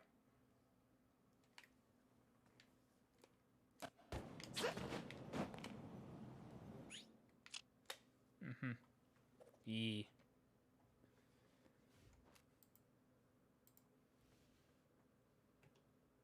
Yeah. Mostly the reason why it's like Splash Shot can be a little picky, dude. Yeah. You can make the... Yeah, let me do that actually.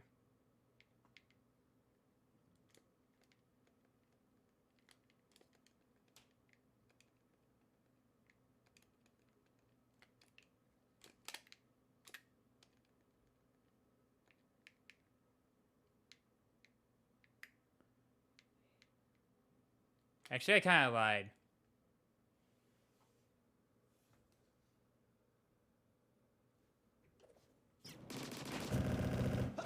I'm actually trying to mash jump, and I'm still stuck in it.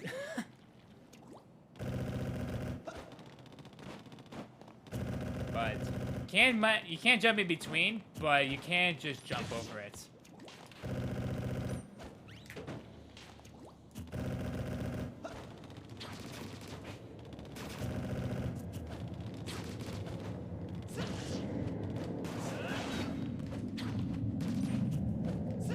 I think I spread accidental misinformation, but even with on shield,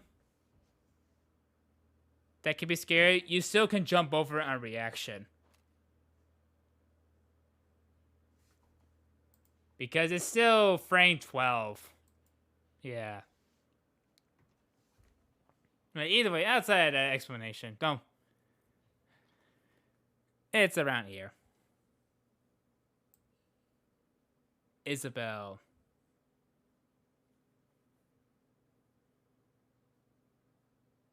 I think that's like around +1. Villager zoning isn't like too great for Joker to deal with. He can duck low for this run, close the space pretty well.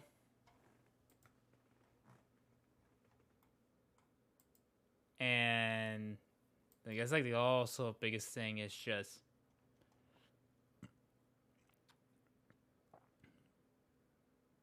when talk about with this character, it's just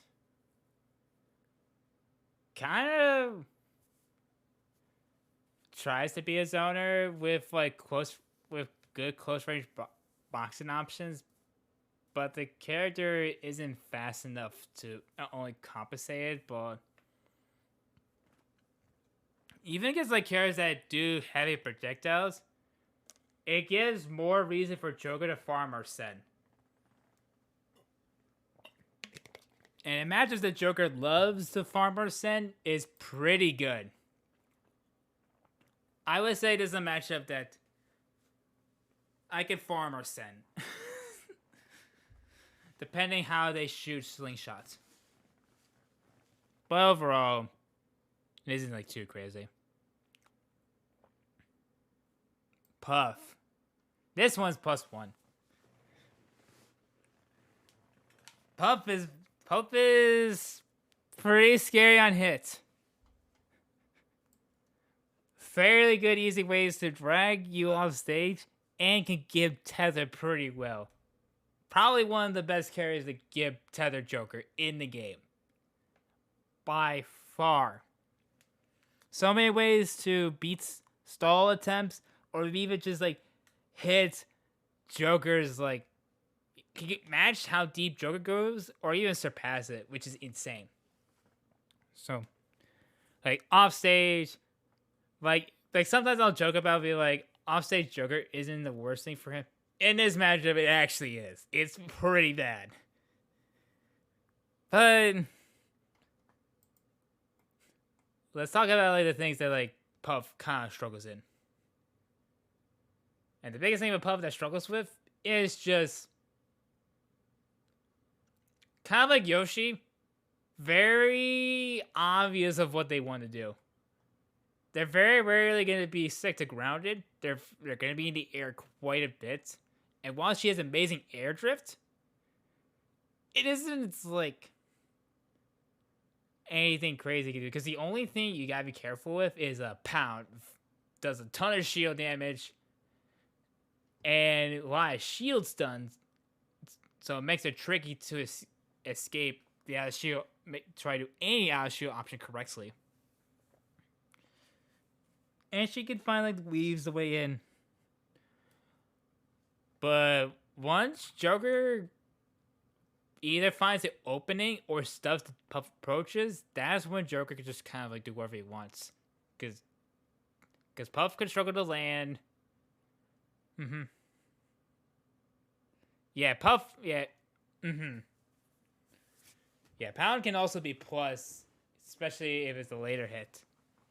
So especially if you're not confident against that move, definitely don't mess with it. That's definitely a move you have to respect.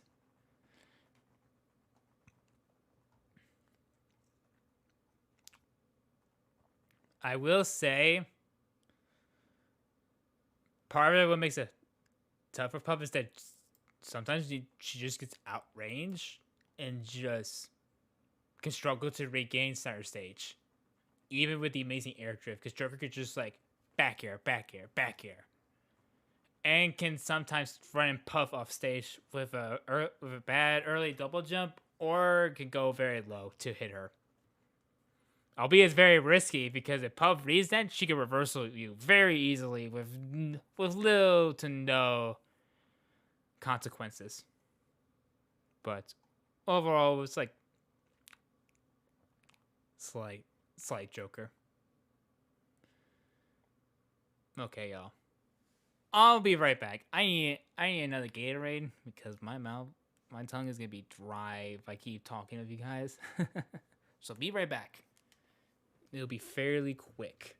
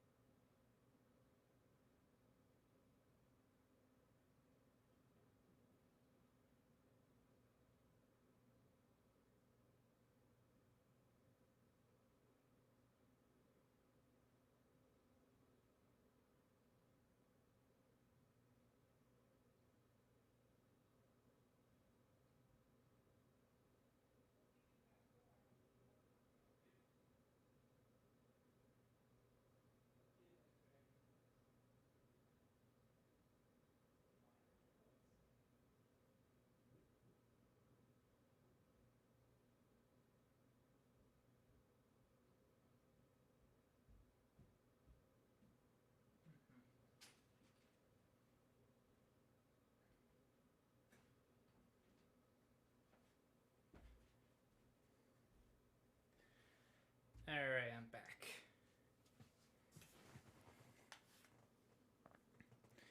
As a reminder, guys, if you want to see a certain matchup be talked about quicker, just let me know, because I'm down to discuss any matchup.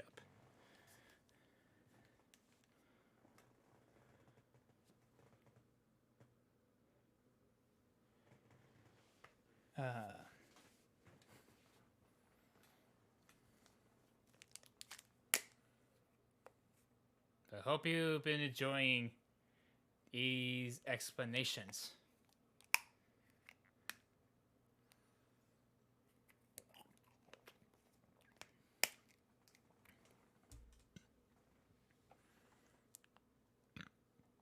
I guess the next one to talk about is Kazuya. I think this one's dead even. I think it's the first dead even match I could talk about. I think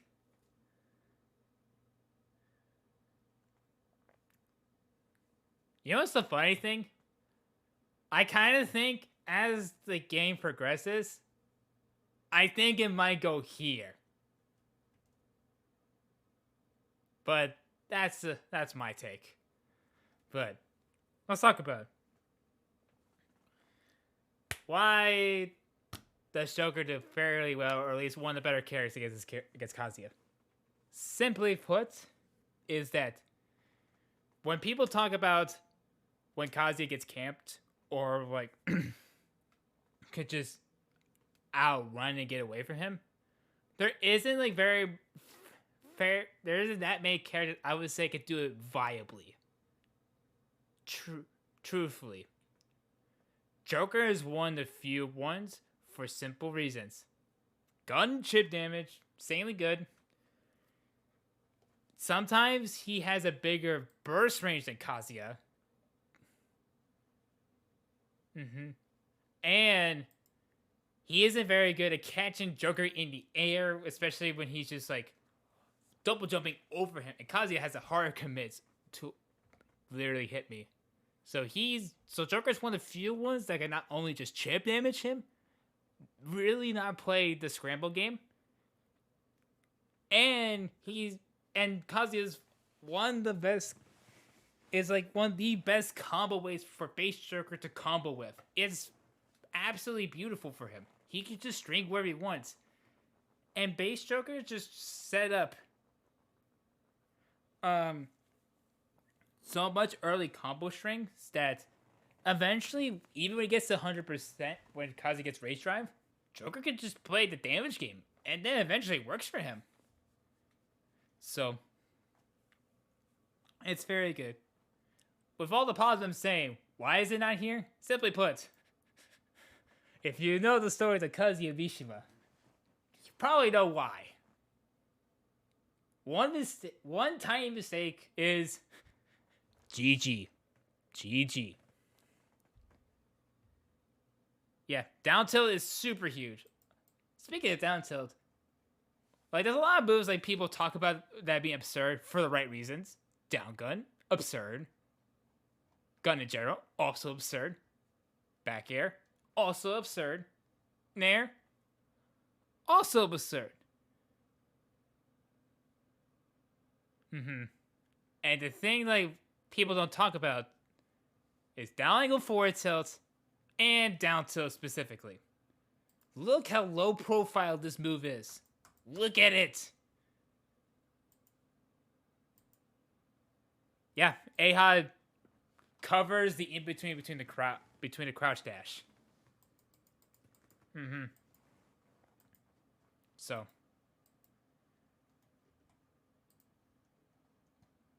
yeah.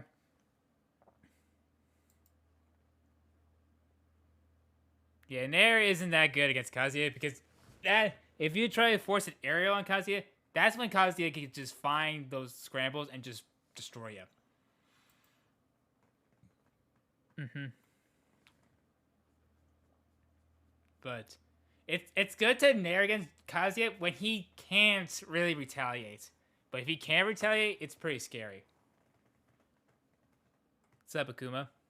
But I will say just the biggest thing that like Kazuya has for him is that it's fairly easy for Kazuya to find a mistake in Joker's play and just delete those stocks. Like it's the main reason it will never go to like here, but it can go here over time with smart counterplay because eventually, as neutral gets better and better, Kazuya's gonna have like less room to find ways to get in.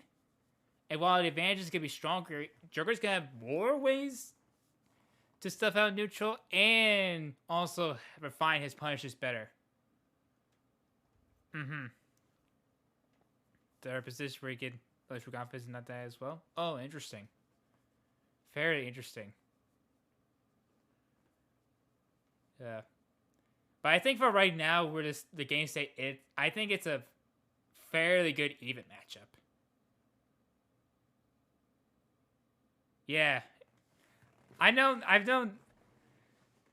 of figured we can Rebel Scar that because I've been able to neutral air dodge as Joker, which is also frame 3. So if I'm able to neutral air dodge, that's 9 out of 10 times that's a Rebel Scar moment. Yeah. So. Alright. That's enough about Kazuya. There's a lot of like definitions, but like at least like in the current meta, Joker's one of the best characters against Kazuya. And I think I will stand by that opinion.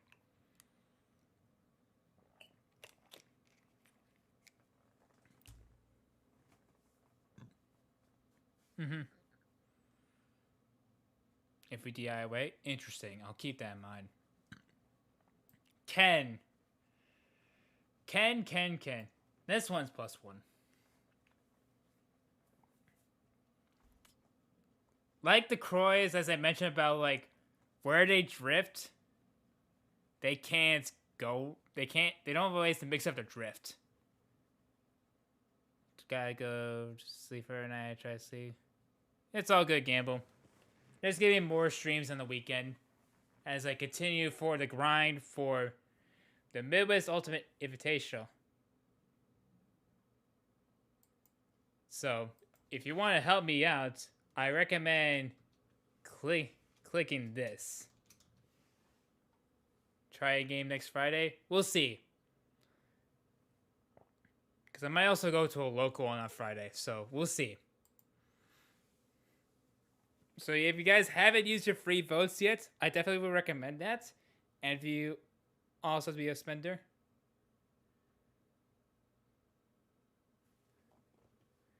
I can't talk with me very bad.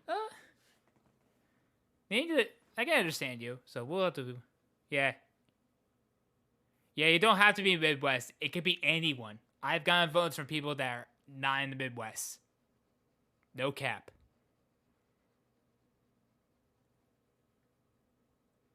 Yeah.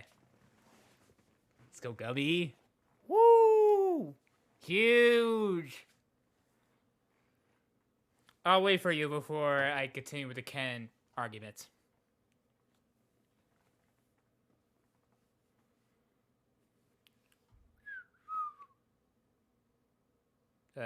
How's everyone been enjoying my match of thoughts? Like, we're about to hit the halfway point in a almost 2-hour stream, which is fairly reasonable. So, do you guys agree with my explanations? Do you like? It's okay to disagree. Like where I play some matches, because at the end of the day, most of it's my opinion, and there's a lot of matches I have not played at the very high level, so there's probably some of these matches that are going to be changing over time. Especially like towards here, it's going to change quite a bit. Kuma, thank you for follow. Do you make viewer battles? I haven't done viewer battles in a bit. I probably will do them again very soonish. Maybe this weekend, depending on my time. But I definitely would not mind doing viewers lists again soon. Yeah. Are you done? Sweet. Thanks again, Gummy. Alright, back to Ken. So with Ken specifically, like with the Croys, he isn't very good at like drift. He doesn't have like good air drift, so where he commits, he can't really mix up outside double jump or focused attack. And even then, the focus attack isn't really that big of an issue because Joker has plenty of multi-hit moves to intercept. Forward tilt, up tilt, even though that's like probably not going to be as often. Forward tilt, dash attack, forward air, and up air. Those are like the main moves that you could probably intercept, which is pretty good. Also, A-Hot can work pretty solidly. But the biggest thing that, like, unlike Kazi, where he has the absolute punish game to find a straight hit, doesn't matter which one, and convert it to a kill, Ken doesn't have as much to find openings with. I go to sleep is very lit. It's all good, Kuma. Thanks again for sticking around for the fall. Hope you have a good night. But with Ken and he doesn't have any main ways to find good openings, and also just simply put, Ken has to chase Joker, and Joker doesn't care if you have to chase him, because he'll find the chip damage, and eventually when the Ken overcommits, Joker gets his opening, and then he can eventually make this character struggle to find the openings. Like, albeit once Ken gets the close range scenarios, it is pretty scary to deal with. But if the Ken wants to hit Joker, he has to overcommit, because he doesn't have any main moves just to hit him. Albeit he's a bit faster than Ryu, but it isn't fast enough to make a difference. So, like, overall, I think Joker has like better answers by just saying this. I don't have to be in the close range scenario. You have to make the scramble situation in the first place. And the character also gets gimped fairly well. So, Tetrakarn's pretty good against it. Back air, forward air, stuff, focus attack, etc., etc. Up air sometimes can't work because of how Ken and Ryu's hurtbox shift. When they get hit, their hurtbox is adjusted in a very weird way where up air doesn't always work. But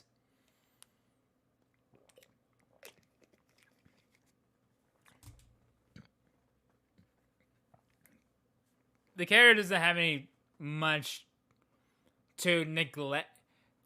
Like, if Ken doesn't have the lead, what's to stop Joker from camping? And even if Joker's down, he can kind of care. He can just find his openings. And Fireball Places needs to play smartly, because if it's in his smartly place, he gets free Arsene. So overall, it's a pretty good matchup for Joker. Those are my thoughts, Gummy.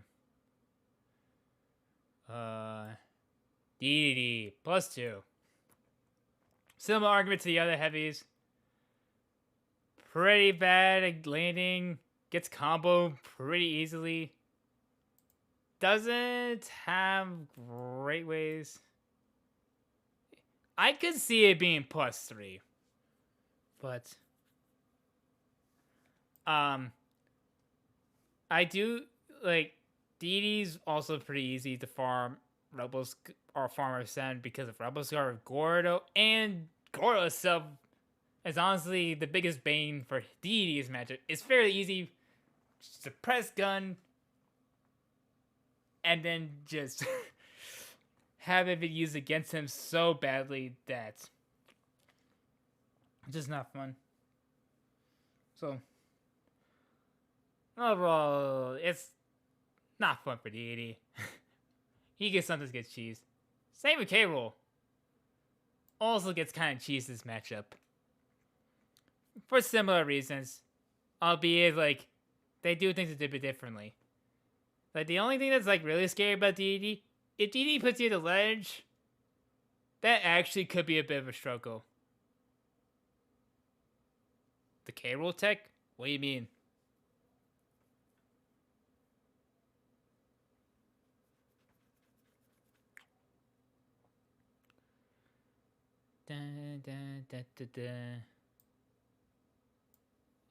With K-Rool specifically, there isn't like. Wait, you struggle with K-Rool? Okay. Because honestly, the biggest thing, like other heavies, struggles to land. His armor sometimes can be a factor, but there's a key thing to keep in mind with K-Rool's armor. It only works when either A, mostly the first reason. Where is the belly armor referring to? It only comes out. There's a belly armor only works when it's able to become out. So this is frame 6 for the belly armor. And Joker has a move that outright beats it before the armor comes out. Frame 5. Frame 5 up air. Extremely good. And he doesn't have... And at least for his aerials, none of his belly armor comes in play. So generally, the TLDR... The general TRDR of this is, if the hitbox is able to come out, the belly armor is in play. If you stuff the attack, 9 out of 10 times, the armor doesn't matter. And the only reason I say 9 out of 10 times because Nair specifically for K-Rool actually comes out a frame earlier before the hitbox comes out. Yeah. So yeah, it's mostly useless. Yeah. It doesn't put much of a play if Joker stuffs it out. It's only a... Yeah, you kind of don't need to respect K-Rool's armor. Like, you can stuff it out. Like, the only armor, like, it's actually kind of a big exception, is forward tilt. That one is a significant difference. Frame 5 to frame 12, that is significant. So, that one you gotta be careful with. But that Shag doesn't have anything different. They both come out the same frame, so you could beat it out entirely. So, down smash is actually very significant. And it's one of the few belly moves that, like, his belly doesn't the belly armor doesn't betray even when the hitbox is activated. So, yeah. But stuff in K. Rool is basically anti-air him, and 9 out of 10 times, his armor is not going to come into good play. And the other main armor move you got to watch out for is Crown Rank Psype. Because it actually has a damage cap. So it's basically a damage armor. So you can have a strong move that beats it out entirely. Which... And this also can include... Yeah. Arsene Dare beats it. And the best part about this move, about Joker beating it out entirely, is that the damage armor doesn't reset on the hit. Yeah. So if you already hit twice with back air or both hit the down air, the armor gets destroyed. Cause that's how I... Yeah, it doesn't reset. It doesn't... Yeah. Like, the damage is only meant to protect only so much until the hit is over. Until the animation's over. Yeah. Like, there are certain spots where, like, you can't really beat the armor. So...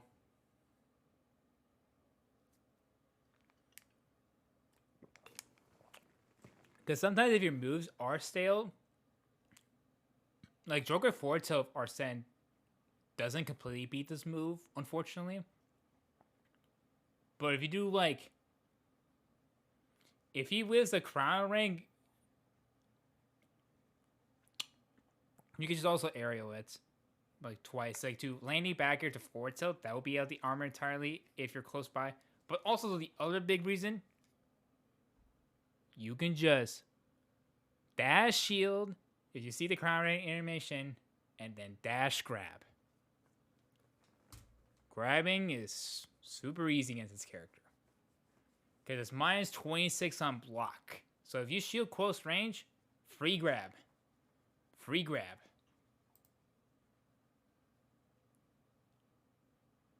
Yeah. And this is without parry. Parry makes it super easy. What about mid-range? Mid-range, you don't want to force it. The crown and mid-range is honestly, like, decent. So, yeah. But, yeah. Like, if you're not aware, like, I can see, like, how some cables will say, if they don't know how belly armor works or how to, like, properly stuff it, it's probably around here. But if they know... It's here.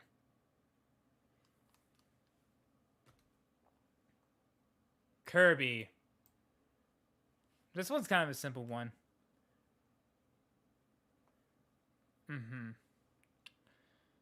This one's a simple +1. Kirby crouching is pretty hard for Joker to hit. Do we time him out? You can. But I wouldn't play solely for timeouts. Because honestly, like... I would only timeout when it matters.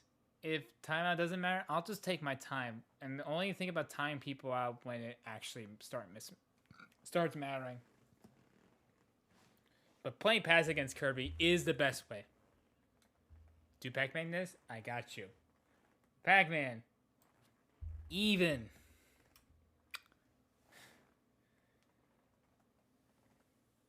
Very even. Because Pac-Man's got some crazy good buttons. Really good buttons.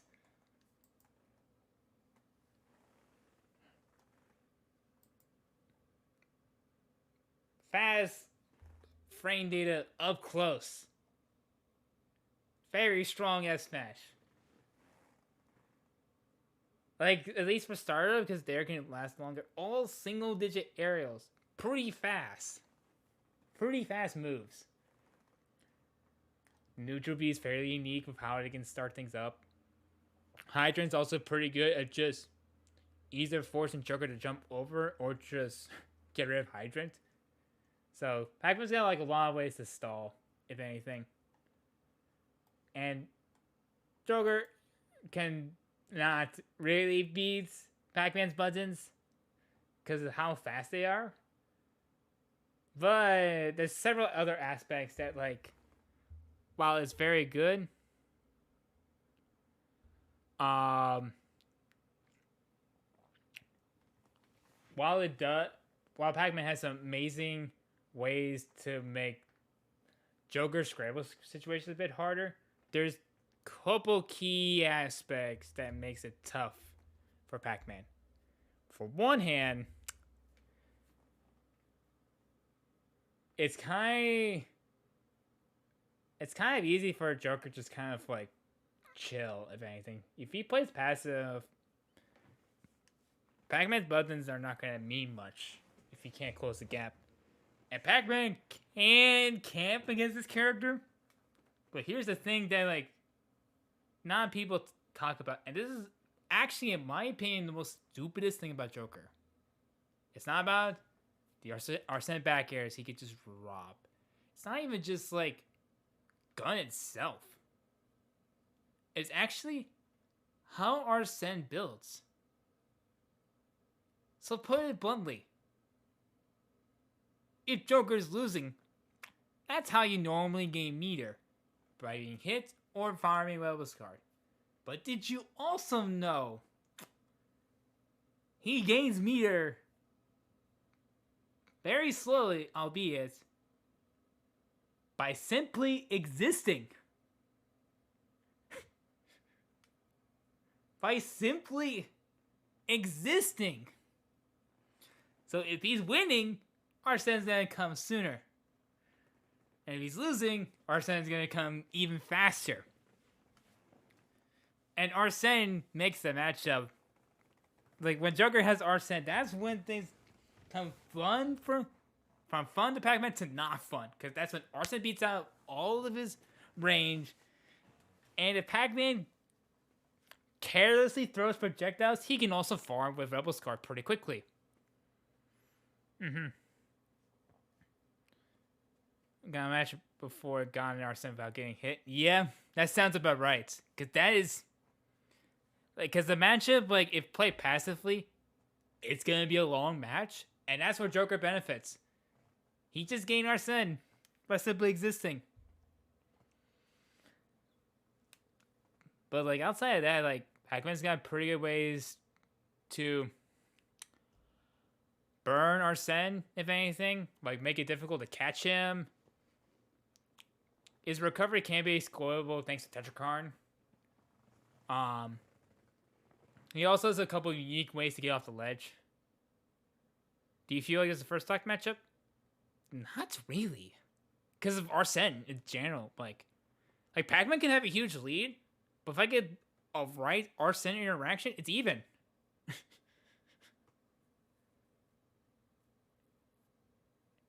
Probably other matchups where I can't farm Arsene as easily, I probably agree. Like, let's think of a matchup. Like Mario, like, I know I'm jumping places a little bit, but it's like this one I think it's even for a bit of a different reasons. Like Mario, like Pac-Man's got amazing close range, amazing ways to just out scramble Joker in a lot of situations and just pressure Joker pretty well. But like the first stock can kind of dictate, because Mario's one of the best characters at depleting Arsene in general. Because for one simple reason. Thank you, pass the mic for the follow. See this move? Extremely good at two-framing Arsene upbeat. Extremely good. It lasts for 20 frames. Whereas like Pac-Man has like okay times to intercept.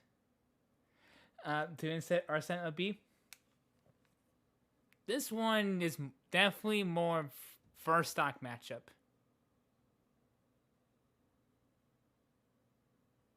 Would I get flack for saying Mega Man Joker isn't that bad for Mega? I think it's even. I'm actually kind of in a similar, but I'll actually talk about that matchup after I finish talking about Mario.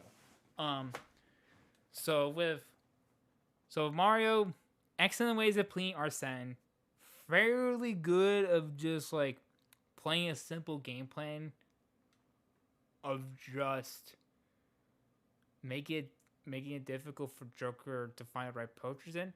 But unfortunately, Mario's like one aspect that like Joker is like better at, and depending how the Joker develops the neutral, it could be the simple reason this goes from like solidly even to like closer to here. And that is, it's hard for Mario to catch a passive Joker, especially the one that properly chips and just plays the weave around, because Joker's got better neutral tools to cover it defensively and can catch Mario running away. Like, and then Arsene just makes it, like, despite like being horrible when you get on the receiving end, it's excellent at like just depleting Mario stocks. This is definitely a matchup that's gonna be like probably gonna be very close for a very long time. But I could definitely see like if Joker neutral gets better, it could quickly go to here. But it will never be like a solid winning matchup for Joker. But yeah, for Mega Man, I actually think this also goes more towards here, because Mega Man is one of the best characters at shutting down Joker's mid-range with pellets alone. It's pretty huge. Because the biggest weakness with Joker's game plan, you don't think it's just -1? Well, I'll get to that. I'll get to why I don't think as much. Because Mega Man has some very good keep away options with pellets specifically, fast moves that step in the air with forward air, back air. And it's also like, while I can't farm Arsene in this matchup, this is a matchup where you want to spam Rebel Scarred. You want to use Rebel Scar wisely against this character.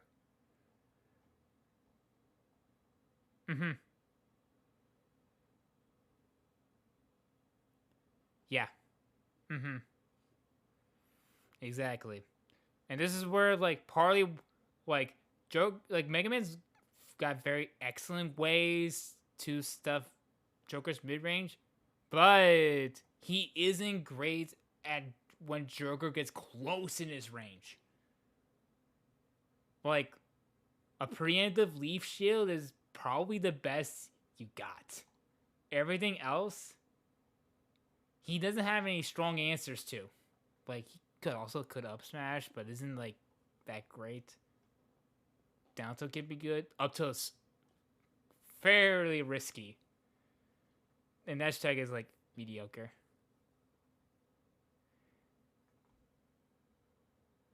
Yeah.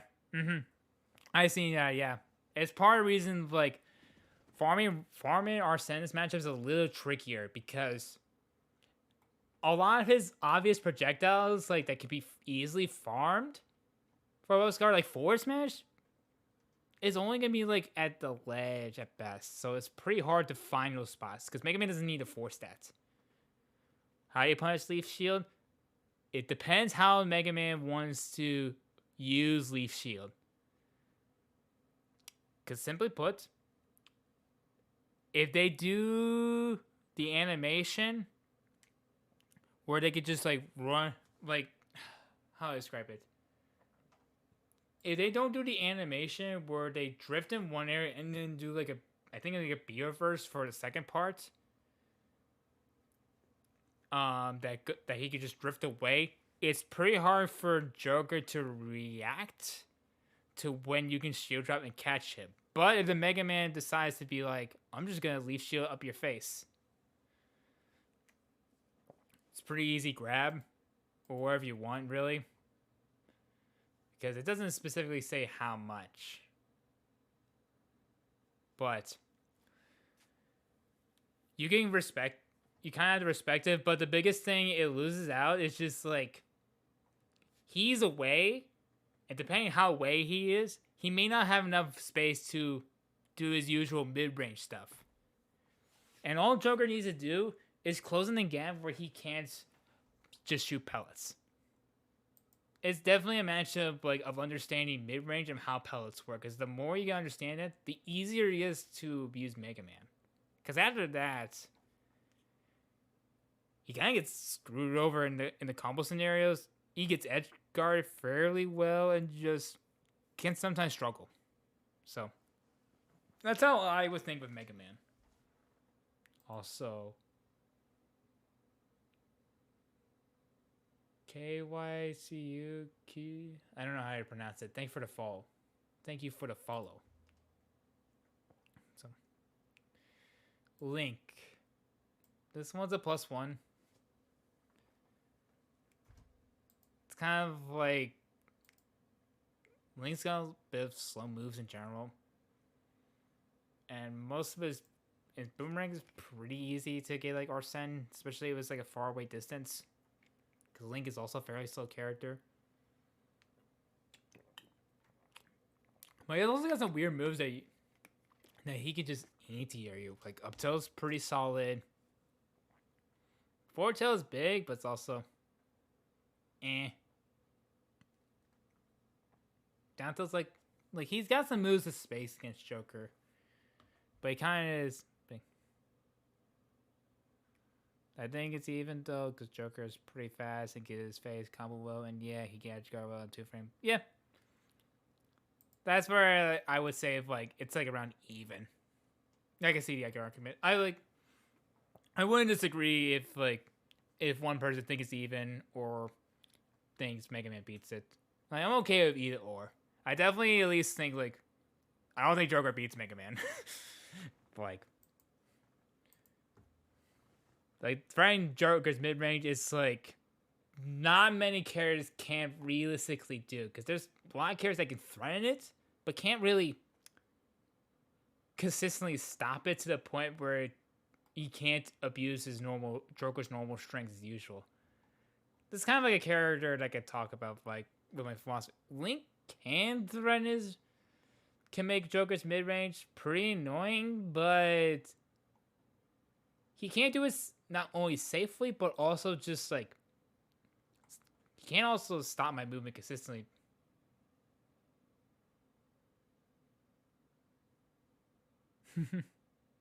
Yeah, Nair can deal with Pellis. I also forgot to mention, lingering moves do very well against that character.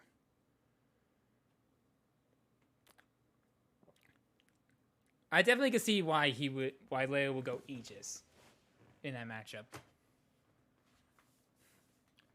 Maybe not so much Byleth, but I could probably see why. It's probably because Leo's style doesn't work well against Mega Man. Specifically. So. But back to Link. Like, Link can threaten the mid-range fairly well.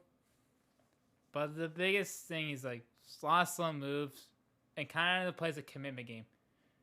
Like, Nair is like the only move that Joker has to respect, because it's quick, really safe move, lingers a lot, but if it's a lingering Nair, it's pretty bad block. It's fairly shield grabbable. It's only sweet spot Nair you can't really punish, and just a big destroying move. So you either beat it by blocking it, or punish Link what he does afterwards.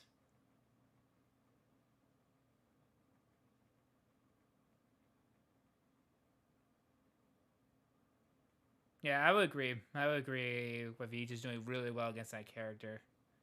Because how I see it with Byleth, like, Byleth's unfortunately slow, so Mega Man can consistently wall him out. Despite Byleth having very big range. Like, overall, Joker's like quite easy ways to farm and Link's got fairly solid ledge trap in, but it only depends like how. It's only if you know how to deal with bomb specifically for ledge trapping, because for those of you that don't know, bomb's hitbox only lasts until it stops bouncing.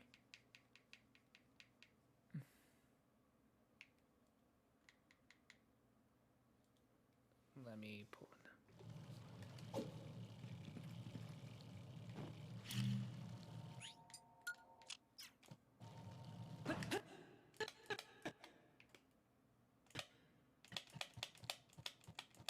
One.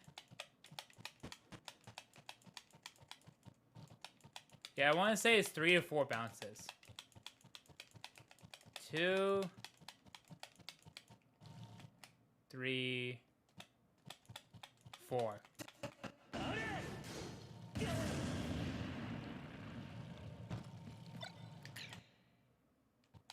One, 2, 3, 4.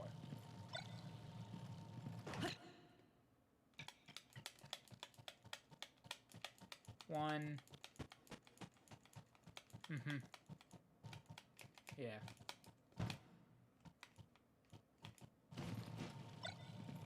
Let's do it right here. 1, 2, 3, 4.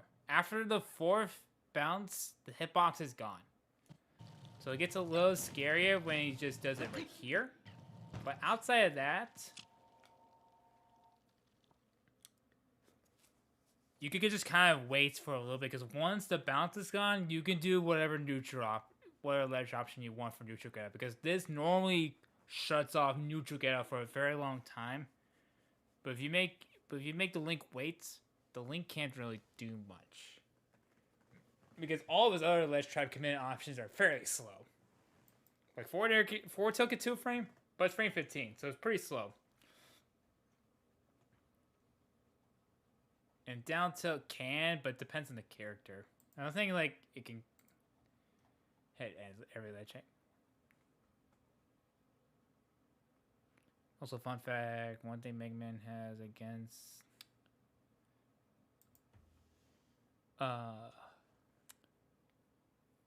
Joker is that when he normal grappler, Mega Man can use leaf shield as a shield to camp him. Yeah, that makes sense. Yeah. Alright. Little Mac. This is a sad character against Joker. Fairly easy for Joker to just find a one-piece opener and just do whatever the heck he wants.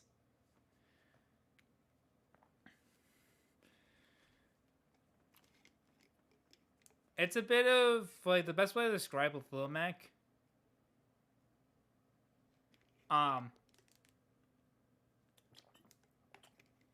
You just need to find the right times to hit him. Because while camping him is pretty good, there needs to be a purpose. Because eventually, with Little Mac, thank you so much for stopping in, and thank you for giving me some insight on Mega Man. Much appreciated. Thank you. So with Lil Mac, you want to play passive against him until either A, he swings at a bad moment where you could punish, or B, you find an opportunity where you put him in an unreactable situation with dash tag or even dash grab, and just combo start him. Because all you need is a small opening that Joker can abuse, and then just find a way to kill him either off stage or just ledge trap for even better off stage scenario. Because all you need to do is just burn it early recovery attempts with snipe B or double jump, and he's just dead. Like the character has to work very hard to not only hit, but also try not to die extremely early or cheese. Because this character gets cheese pretty hard. Lucario. +1.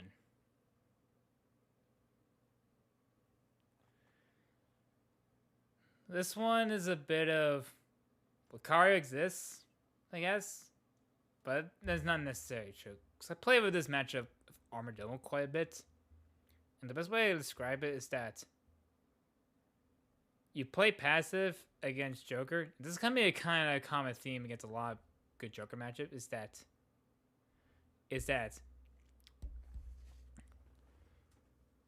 if you can make Lucario's air approaches not work, he doesn't have much answers because his ground game isn't that good or fast. Because the only thing you gotta watch out for is just how Aura changes Aura Sphere. And Aura changing Aura's, and for Aura Sphere to change on the speed and like the hitbox size is honestly like a bit of a big deal depending on the game states. Because most of Lucario's moves are like fairly slow. That isn't forward air. So if you can dodge forward air, you can hit however Lucario wants to hit. It's just the only thing you gotta be careful. It's just specific landing moves like this one. Landing there is scary. One of the safest moves in the game, especially if he has mid-aura. Because that's basically an unpunishable nair, which is huge.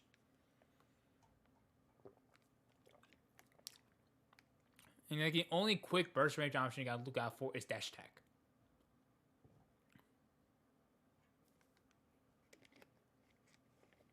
His jab is frame 5.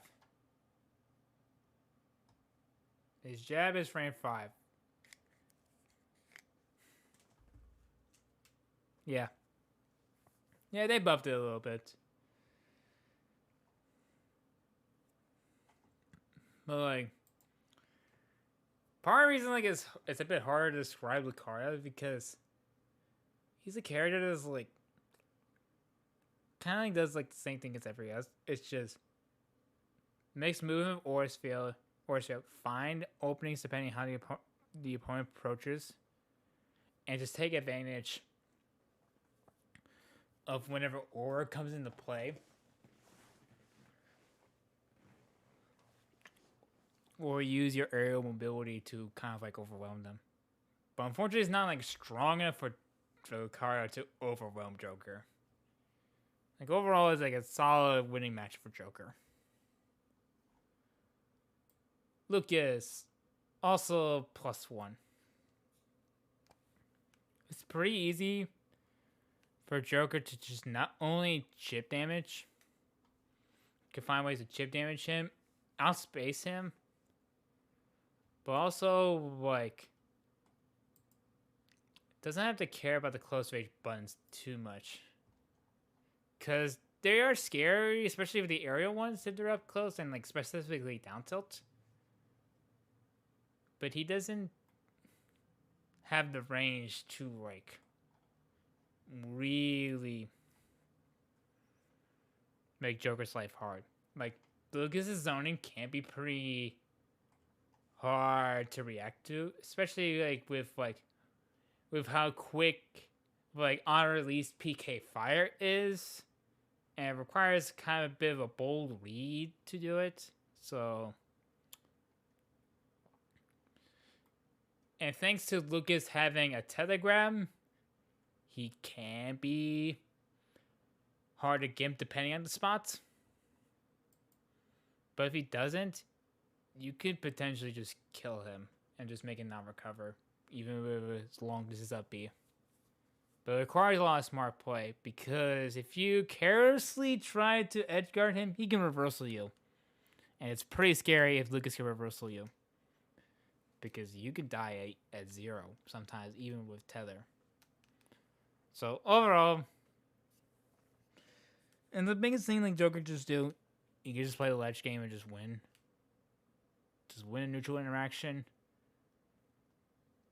and make it tough for Lucas to get out of the corner.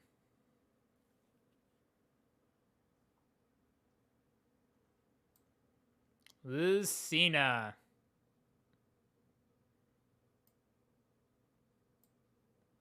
Also include Marthin as well. I struggle between either. It's around here or here. My more initial gut's like right here, but I'll probably put it for at least right here. I think there's like some aspects where like Lucina's probably gonna be.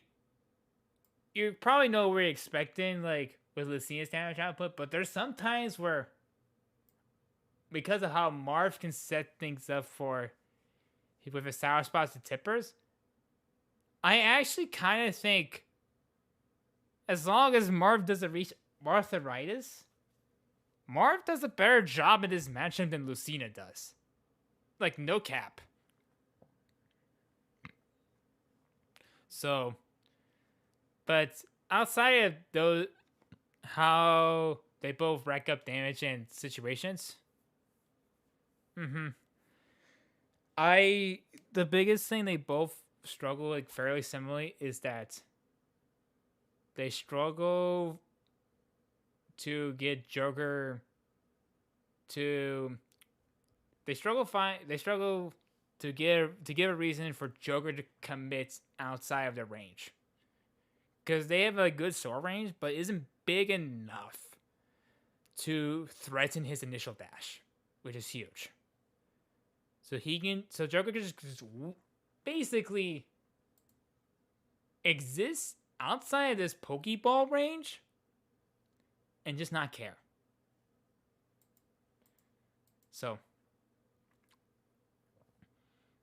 and their ledge trapping is fairly good, but depending how they ledge trap, because it's very hard to deal with them when they're playing the reactionary ledge trapping. But the moment you make them doubt and guess the timings, they can struggle a little bit, especially since like depending how they want to ledge trap could be some get giveaways. If they commit to aerial, especially for calling ledge jumps, it's a lot harder for Lucina to cover both at the same time. So, I think overall, there's some arguments that can be even because they're also fairly solid at Edge Guardian Joker with or without Arsene. Although, I should probably. Oh, the song is called "The Airbuster" for Final Fantasy VII Remake. I need to update with the layouts to have it on the screen. Actually, wait a minute. There we go. There we go. I forgot to put it on there.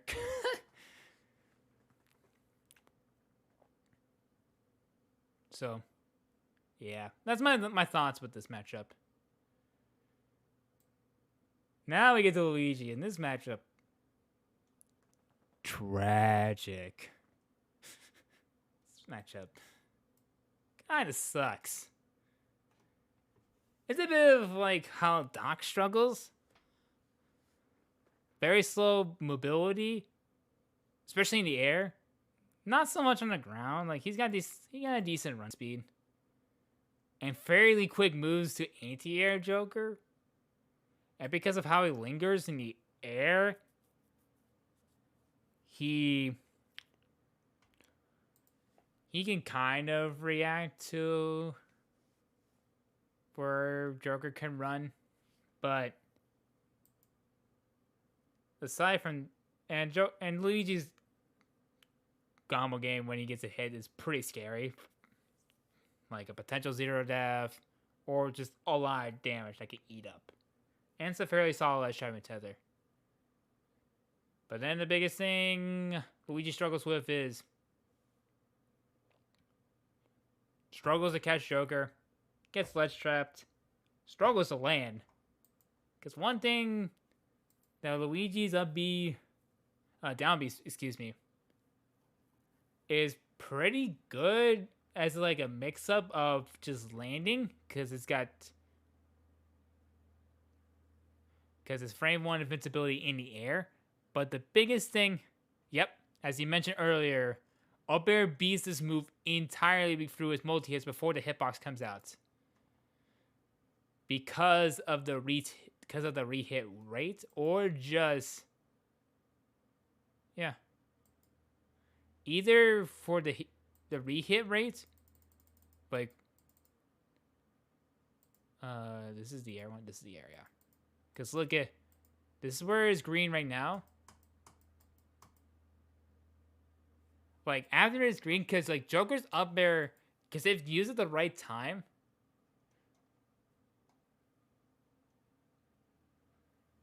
So, like, if I hit with the very early part of Joker up air, this move complete, like, if I hit on the frame 5 intangibility, and then 6, 7, 7 right here, 8, 9, around this frame 9 where the second hit of Joker up air comes, it beats it before the hitbox comes out, which is huge.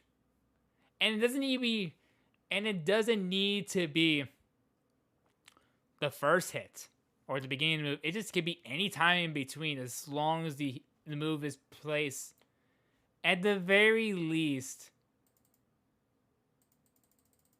around where his legs are, because the move is big, it can't be disjointed, or sometimes just straight out beat it depending on which part of Joker up air, especially as Arsene. So yeah. But then after that, like, even without up air being it, you play the game of, is he gonna down B or anything else? Because the moment you guess right, Luigi takes punishment over and over and over again. Because he could eventually edge guard him by Rebels guarding, touch guarding, or just simply back airing. As long as the misfires don't go against you. But yeah, Luigi can sometimes struggle to get off.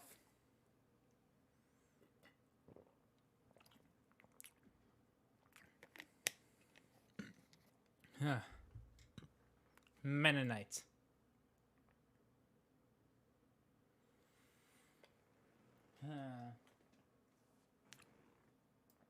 I think this one's a symbol +1. For mostly the simple reason that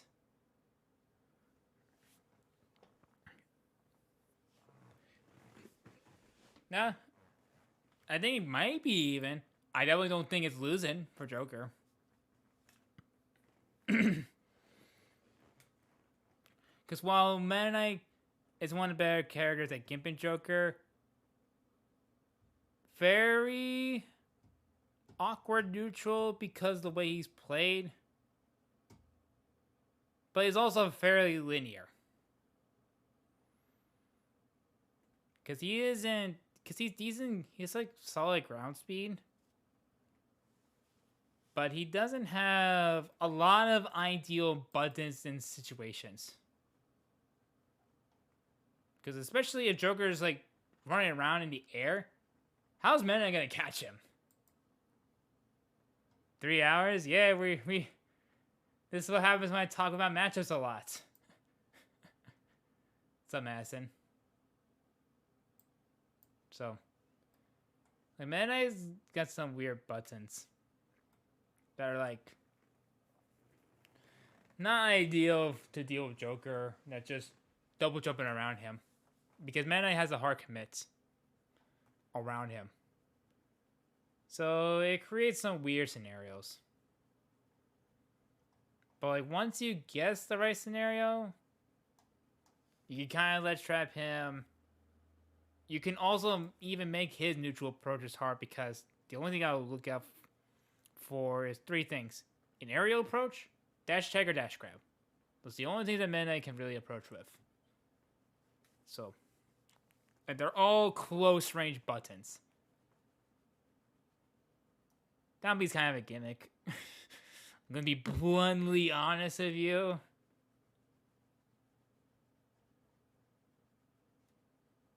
Because he's invulnerable on frame 12. But the actual tag is frame 34. As long as you're not in a state where you can't shield. You can kind of react. Just play shield first and then go from there. If you know they're not gonna attack, then you just do whatever. If you know they're gonna attack, just simply shield and do whatever. Because it's so bad on block. Minus 44. That's really bad.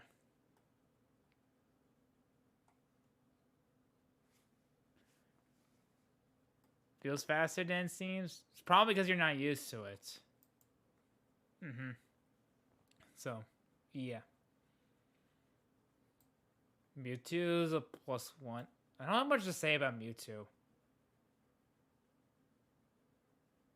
He's just a decent zoner, like with Shadow Ball being pretty good. Fairly fast moves, good range, but he kind of gets cheesed by Arsene. Comboed pretty well. And kind of gets ledge trapped, albeit with teleport mix-ups and side B off the ledge can be pretty good. This is a matchup I could see being changed if I played with Wadi quite a bit, but like, I've not played a top Mewtwo in forever. I've been doing good, Dark Roast. I've been doing good. We've been talking about Joker matches for 3 hours. Hopefully by the next hour we get through most, if not all of it. Because we're getting closer to the end. Me Brawler. I think Joker wins. Sadly put, the spacing game is pretty good for Joker. And there's partly a reason why people put Me Brawler is basically Fox and Mario combined. And it's mostly true. Since DSS.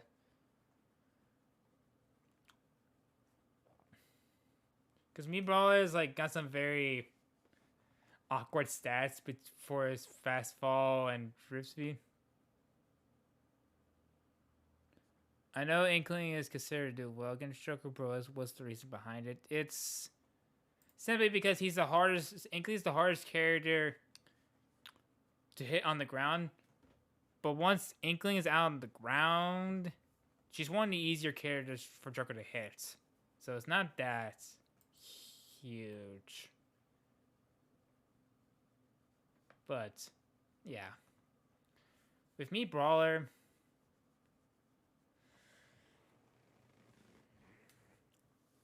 it's kind of a Me Brawler is kind of a commitment character. It's a bit telegraphed of what they want to do. They're likely gonna jump in there. Could dash attack. Could shot put. But a lot of it like doesn't always add up equally to his favor. Because he's decent at finding approaches on Joker, but he isn't great at like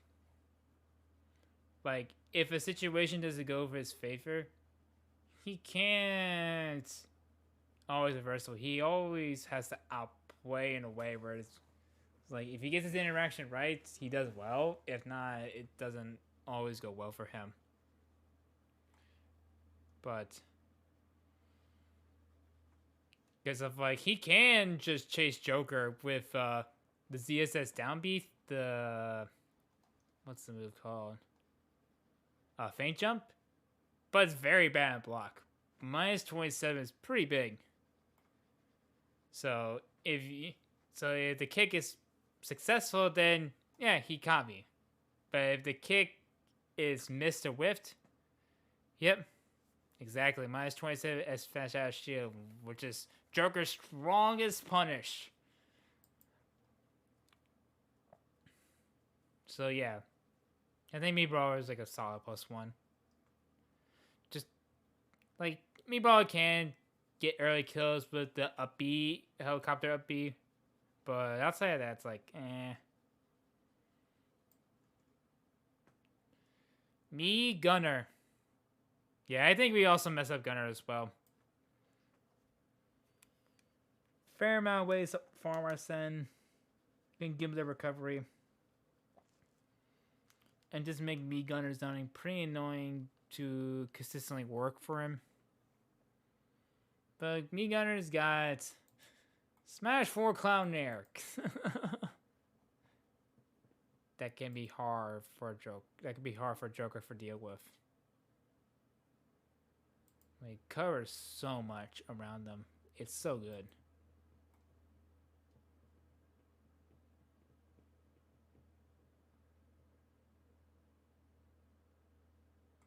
Plug in North +3.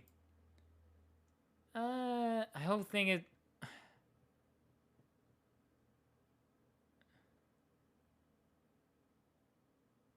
Yeah, like if I were to make a +3, I'd probably put Ganon DD there, but it's like I only do it for those kind of things. If there's gonna be more, if there's gonna be 3 or more matches, I probably put there, but it's like 2. Like I'm not gonna put them there. Maybe another time. But yeah, with Gunner, it's one of those matches where it's fairly easy to farm us in depending on the interaction. Let's see. Farmers and Joker's passive damage is pretty good against him. Can also find openings fairly solidly for just being faster than Meat Gunner. And can let trap Meat Gunner fairly well.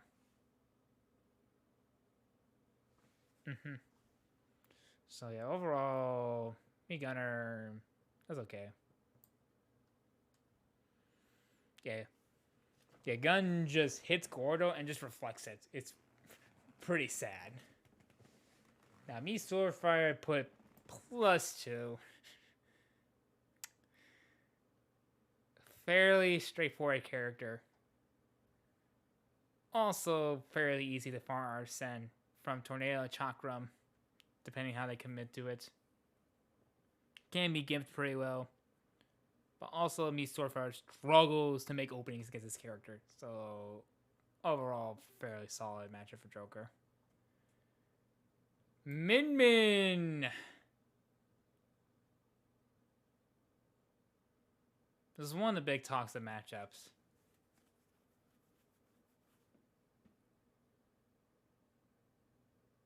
Chat. Where do you think I'm going to place Min Min?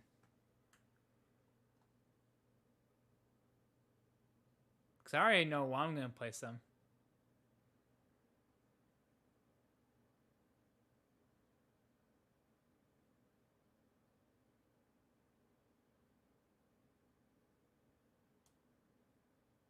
Alright.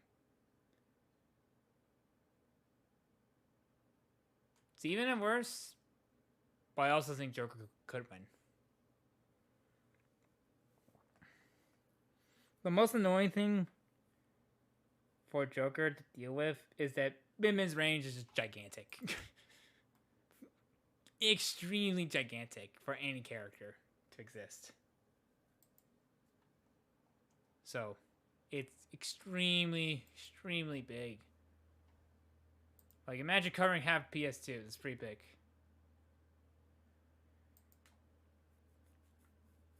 Yeah, we don't have many moves. Like, Arsene Nair is like our best bet. And a lot of our moves don't linger enough or just come out at a practical timing just to clank it through. So. But we can also, since we're so fast on the ground and in the air, especially vertically, we can play a game of how do we want Min Min to commit and punish them? Because if they're doing grounded, if they're going to be targeting arms to focus on the ground, we are likely going to jump over it, or a well-timed roll can also work. But also closing the space with dash shield also is valid. Because the goal against Min Min is close the space enough where we have enough time to intercept.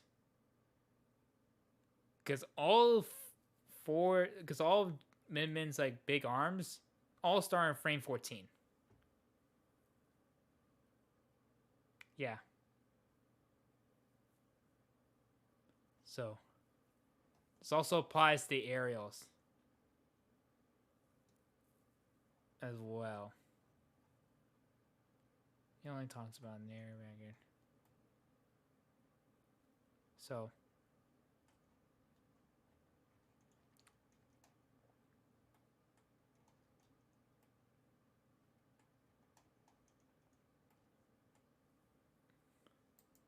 we can stuff it out if we're in close range. And once we get a hit on Min kind of struggles to get away. Because she either has to commit to a pretty aggressive disadvantage option, or just kind of hold it for simply existing, hoping that I don't catch her where she's going to land. So because if you do one of those two, guess one of those two things and push her off stage, she gets get my gun pretty well. Especially with up gun. So overall, what stage you recommend to ban? I've heard Town, Hollow Town. I agree with Hollow. The stages I would ban, at least FD, Smashville, and then the third ban could be whatever. I think Town is fine, because we can cheese Min off the side of the Town City Blast Zones. So, yeah. How are we doing so far? Doing nice. Doing nice. Game & Watch. A simple +1 for one reason. Game & Watch struggles with approach. Huh. Was this getting drained at this point?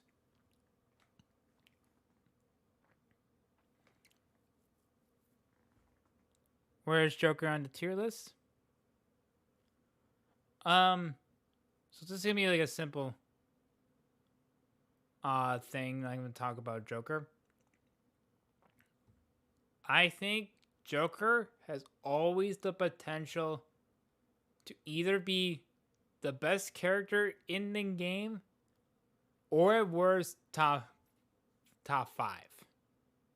I don't see him going anything lower than top 5 ever in this game's lifespan. So, just right now, he isn't the best because with Steve running the meta, but I think Joker has a bit better long term, despite Steve's crazy in-depth stuff. I think very highly of Joker because this character's got so many things to the point where it's just like, it's just insane. It's absolutely insane that we forgot 2019 Leo. It's insane. And I don't get why. And I'm glad that Leo's playing him again, just to show everyone why people used to hate playing against this character. But back to Game & Watch. Simply put, Game & Watch struggles against Campy Joker. Straight up. Not very good approaches. While he can limit my air approaches thanks to up air and up B callouts, the more Game & Watch plays sporadic, the easier it is for Joker to find an opening and make Game & Watch lose everything he can.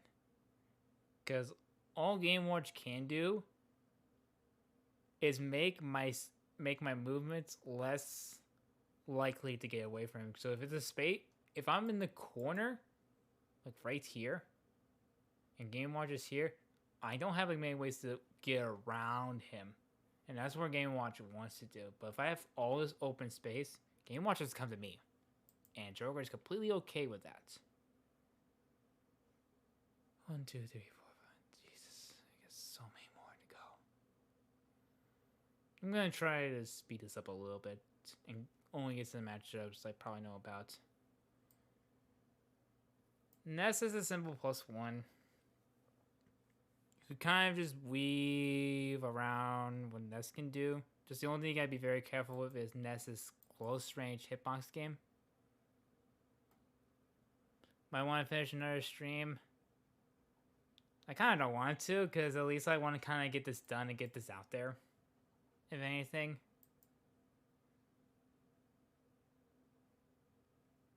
So, and besides, like, we can make this quick. I probably did this a bit longer because I have a lot to say for like a lot of characters. So, but we live in through. The only thing I gotta be careful with Ness is just his close range game, because he's got a very good close range buttons. Can set up like some low percent edge guards because he's got some good ways to drag Joker off stage in PK Fire. And some good movement to cover around. But Ness can struggle in neutral to find the opportunity to hit Joker.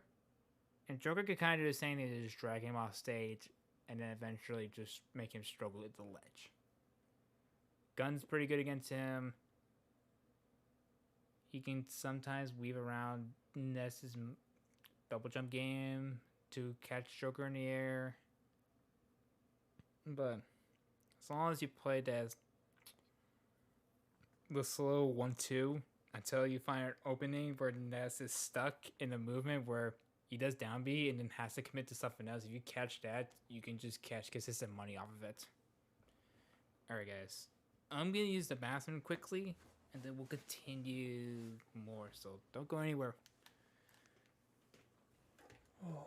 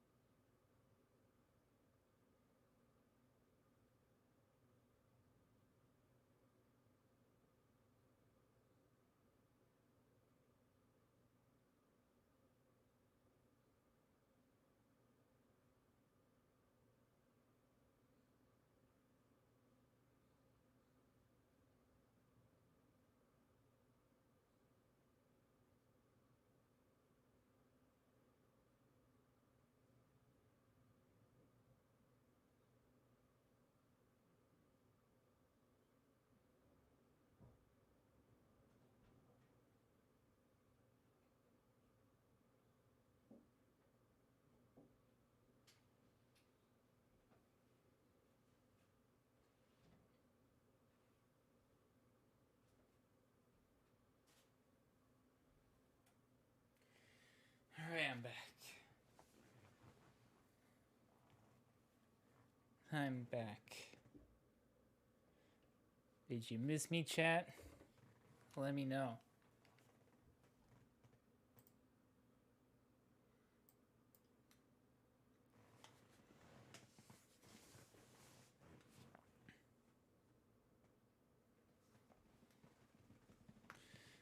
Alright, next character to talk about is Palu. That one's a simple +1. Mostly for the reasons she kind of lacks sufficient way to close in stocks. Close in Well, let's actually put it this way. It's kind of obvious what Paolo wants to do.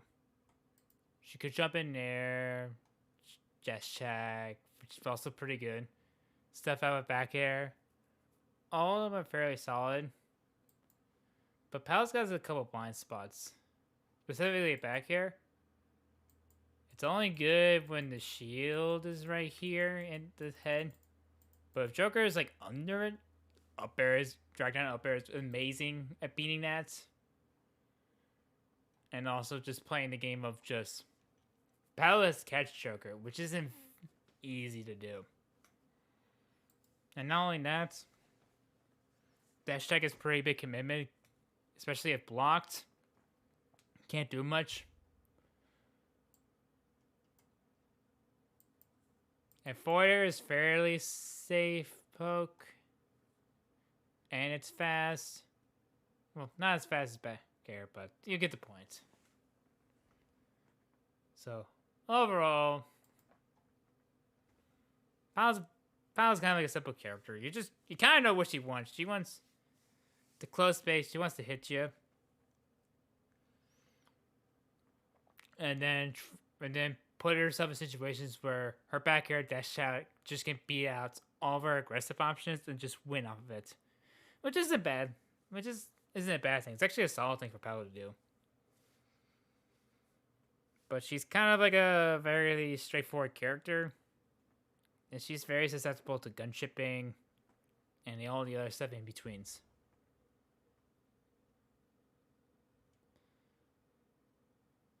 Peach. This one's even. Straight up, it's even.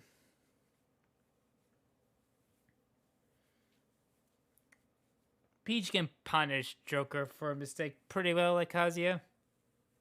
Maybe not as well as Kazuya in some instances, but she does a fairly good job of that.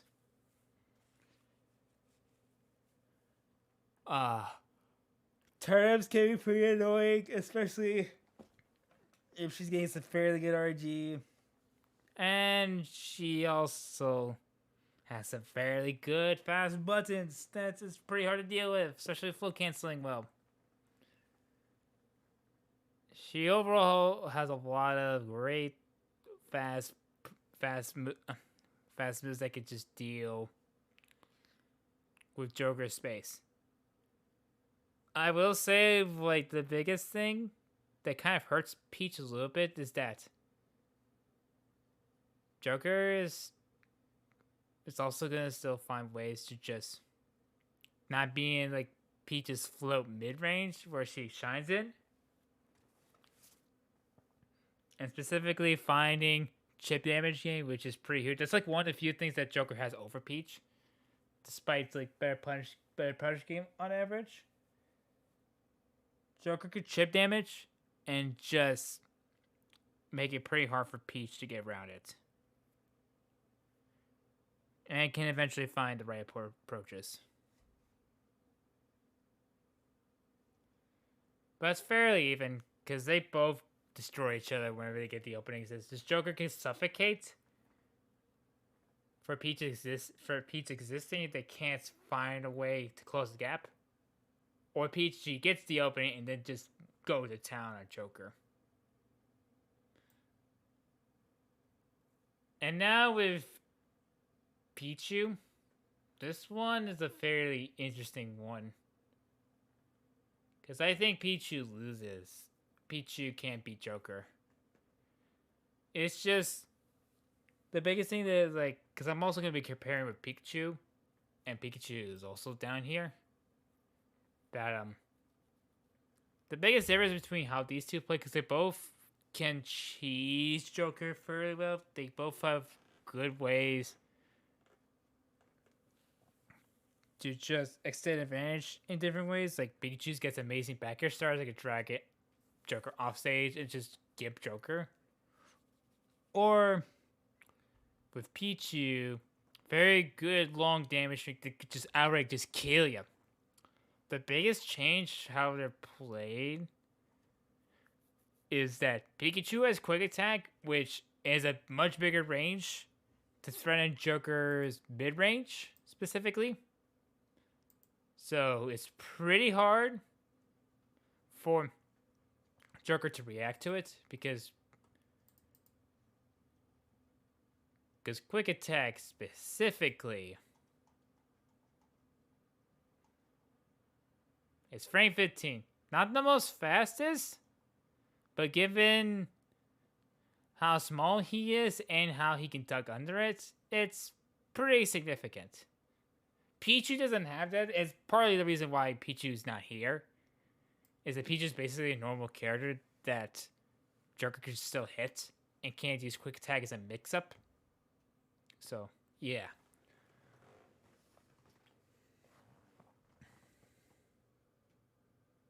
We got 20, at least 20 more characters. We're getting closer, guys.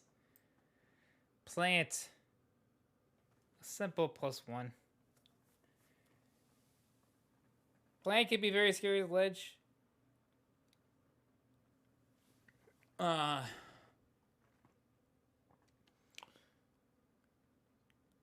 And has some decent like anti-airs. And some fairly big range with dash attack. But unfortunately, Plant doesn't really do much outside of simply existing. Poor range. Meaty. Not the greatest moves on whiff.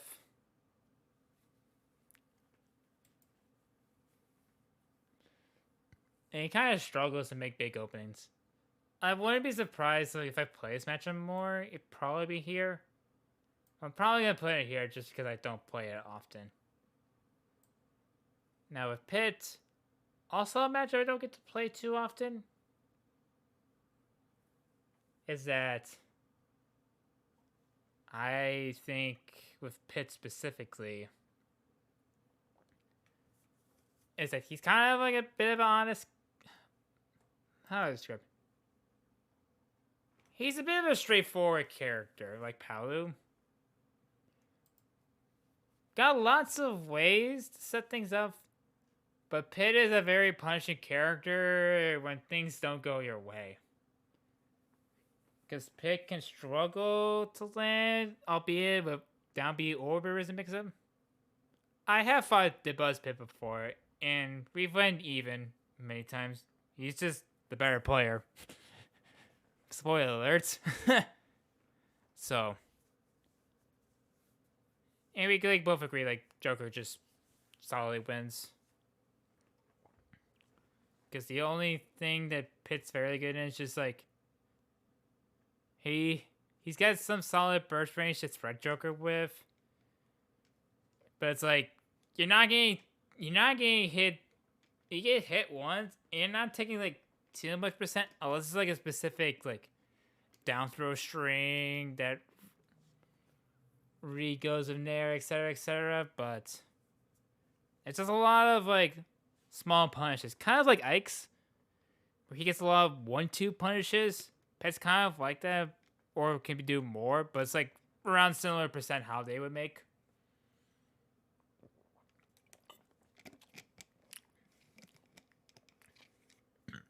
So, Pit's fairly straightforward. It's kind of like the same thing with Dark Pit as well.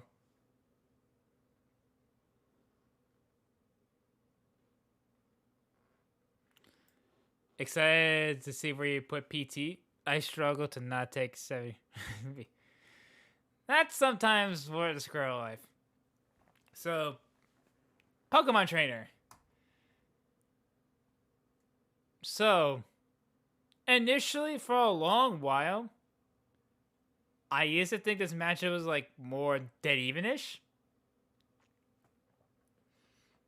But as I've been like playing a little bit more, but also kind of like understanding their kit more, I kind of realize a couple more reasons why it's probably here. If anything, because like most PTs will say this, and I will agree with this. Squirtle makes the matchup. He dictates the matchup. That's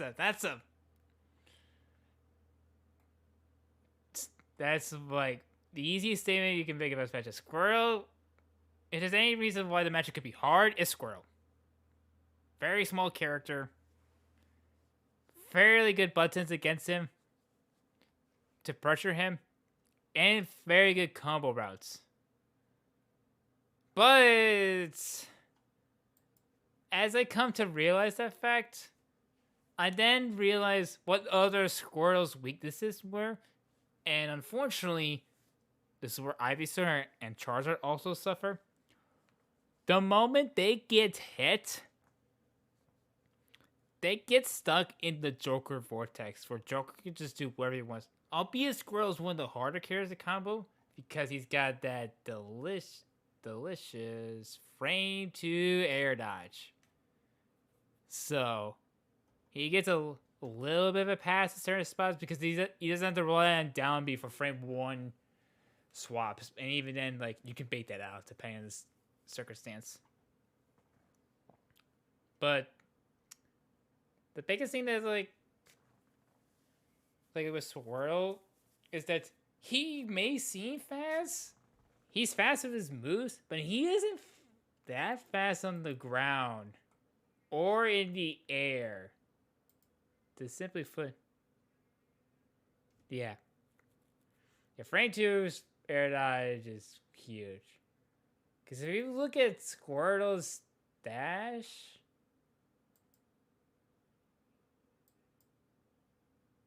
you find that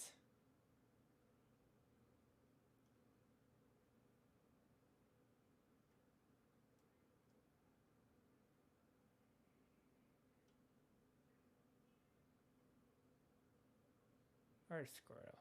I passed it.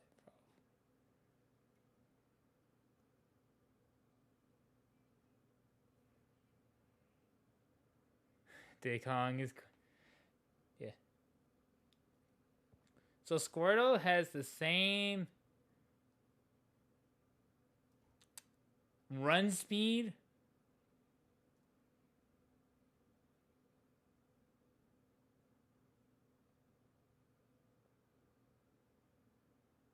as Bayo can Mario, which isn't that fast, to be blunt. Which is actually like middling run speed. Because when we get to like right here, that's when things get actually slow. So he isn't fast on the ground. And then when we talk about airspeed,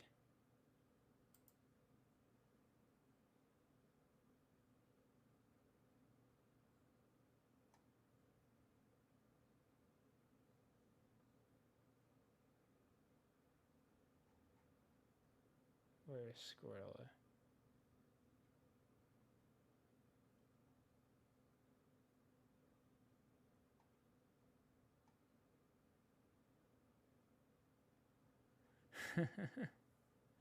Sorry guys, I'm just trying to find Squirtle for airspeed, just to kind of like drive the foot.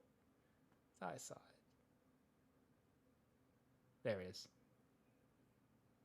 He's got like one of the slower airspeeds in the game, so if Squirtle is in the air, he can't really drift much. So wherever he goes, it's kind of all she wrote. Albeit the air drift is pretty decent, but it doesn't go a long way. So if Squirtle misses the opportunity and Joker finds it, he can just kind of play around and just play a chip damage game. So I wouldn't if a PT player tells me it's even, I wouldn't disagree. I think it's just like if anyone wins, it's probably Joker, and I think like as we get more and more comfortable with Squirtle, I think that match is gonna only get worse. Because that's honestly like the biggest reason why it's not over here. It's because Squirtle is super good against Joker, but after Squirtle gets harder, because also once Squirtle gets hard to use in neutral, that's when PT falls off. Because Ivysaur isn't that big of a threat, same as Zard. And they all struggle at the ledge. And Joker shines at the ledge. So I think this could go here, but I'm comfortable putting it right here. So I know DD is probably going to disagree with me, but that's the end of the day, my take. And speaking of hot takes, I had some people disagree with me with Aegis. I think Joker beats his character. It's a bit of my own hot take. And it's mostly... That's also another thing I forgot to mention, is that it's impossible to stay score. Yeah. I know Cosmo agrees. I've seen other Aegis players disagree with me on that one. I partly the reason I think this matchup is really bad for Aegis at some spots is that they're both fairly frail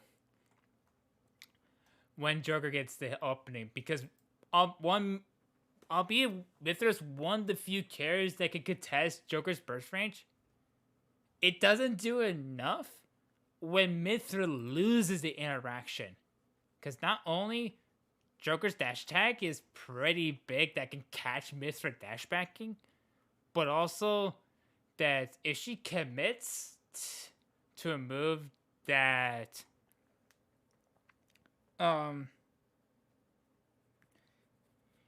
if she commits to a poorly spaced move, nair, or anything in between, because she's got some unsafe grounded moves up close that Joker can just get some easy grabs and just take advantage of her. Because partly the contrary belief, while she has like some of the better roll frame data and air dodges in the game because of how Foresight works, but the thing that people don't tell you is that Foresight only works against actual attacks. It doesn't work on grabs, and especially command grabs. So the data you see here for Foresight, frame 2 to 5 specifically, this is basically tell you if it attacks a place, that's basically where the air dodge is. But when air dodge comes into play for all moves, it's frame 6. So meaning, if you throw out a grab during the spot dodge, she basically loses the grab hard because her spot dodge to beat grab is frame 7. And for context, that's some of the worst spot dodge data in the entire game against grab specifically, which is insane. So if you have a good grab game, it's huge. So you're basically able to get some bigger grabs than normal. So, as part of the reason why against characters that have good grabs, like Bale, for example, it also applies the same way to Bale as well. She can struggle against she can struggle against characters that have pretty good grab games or focus on grab. And Joker is one of those characters that can force grab situations, which makes it insanely good. So, and Joker's one of the best characters that give me this character, all because of one move.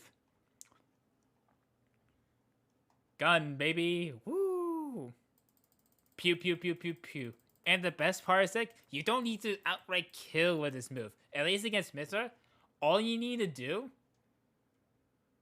for Ray of Punishment, you need this tiny hop.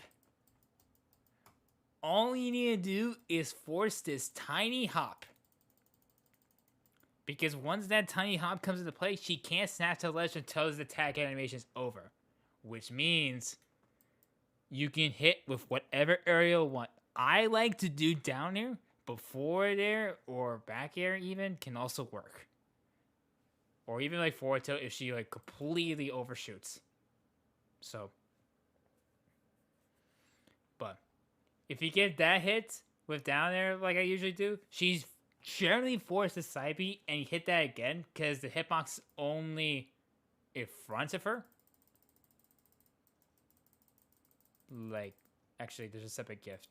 This is where she's vulnerable. This straight line. She's just invisible, but she's very vulnerable to be hit. Because if you hit her there with another move, she's just dead. A fairly gimbal recovery for Joker to exploit. So, yeah. Overall, I can see the matchup being a bit closer, though, because of how much Mithril, kind of like Squirtle, can just make Joker's life hard. But get bit this character can be pretty easy.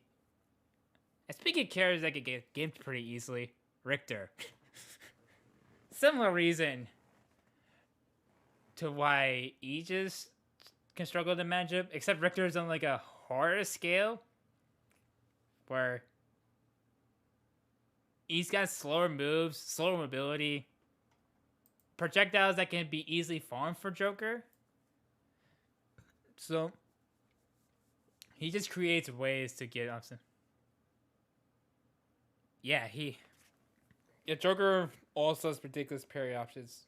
And last thing I'll talk about with Pyra, since I've been mostly talking about Myther. Pyra isn't good against Ike. Not Ike. Man, Ike moments.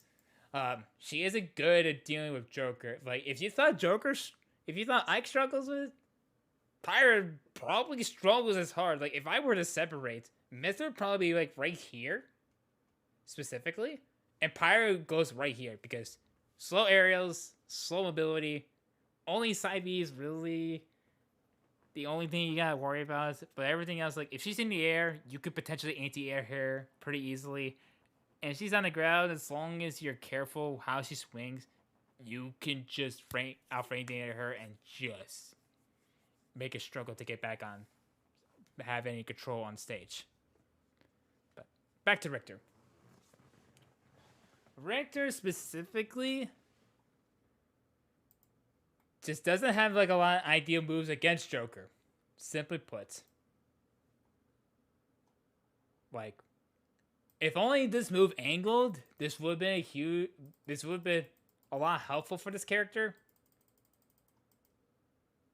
Down tilt helps, but the problem with down tilt, because with forward tilt, if Joker's dashing with the angle, it makes them plus true. Because with this, it can make if Joker down tilts during the forward tilt animation, Joker wins the interaction. So down tilt completely stuffs this move. While Richter can counteract with his own down tilt, it's way less safe. Like comparing the two moves Night and Day. Up tilt's a very good anti-air. Then we get to his aerials. Forward air, back air, and nair are like the best ones. They're pretty good for just angling in general. It wouldn't surprise me because Joker is really good against this character. So yeah, his aerials are pretty good for the range they cover, but it's a lot of commitment because forward air, back air they come out of the same frame, so there isn't much tiny mix-up you can do. And back air is like a little bit more safer because it has an extra frame, whereas forward air only has one frame. So forward air is like, if you miss a forward air, it's a lot easier to get punished for. And then lastly, like along with being very easy to get gimped, is projectiles, the way how they function, is very easy for Joker to farm as Arsene safely, especially across this fire all the way back. Very easy for Joker to just get Arsene and then just chip damage all over again. Yeah, Belmo was probably a decent character before Joker release. Ridley. A simple +1. This matchup can go here because part of the reason like Ridley isn't there, he's got amazing ledge trapping against Joker and can be pretty good at burning our centimeter with his plasma breath, neutral B specifically. So, and he's got some very good anti-airs with his Nair, one of the better anti-air moves in the entire game for how much it covers. But then after that, it's like you kind of see more of the flaws of him. Fortail's pretty good when space, but if it is a space, Joker could just do any aerial on his shield. Up tilt's a pretty good anti-air. Down tilt is fairly big range, but like forward tilt, if it is a space, you could pretty much punish. Dash check is good reach.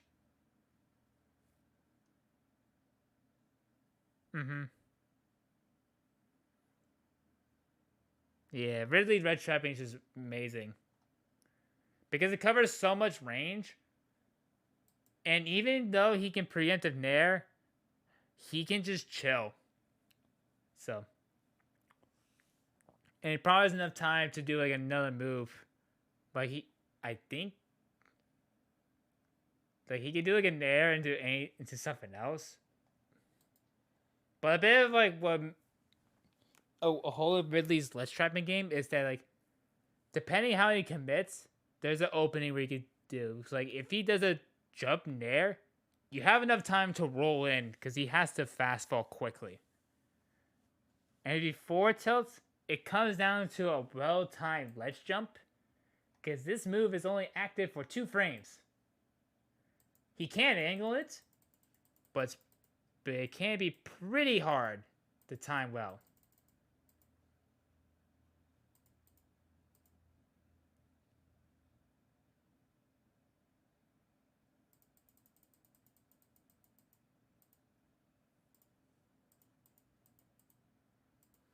So, but after that, if Ridley is not winning the interaction, he's losing the game. Gets juggled pretty hard. Also can get ledge trapped pretty hard. Gimped. Struggles to land. Etc. etc. And especially as Tetracon, it just deletes Ridley up B. Fairly solid matchup for Joker. Rob.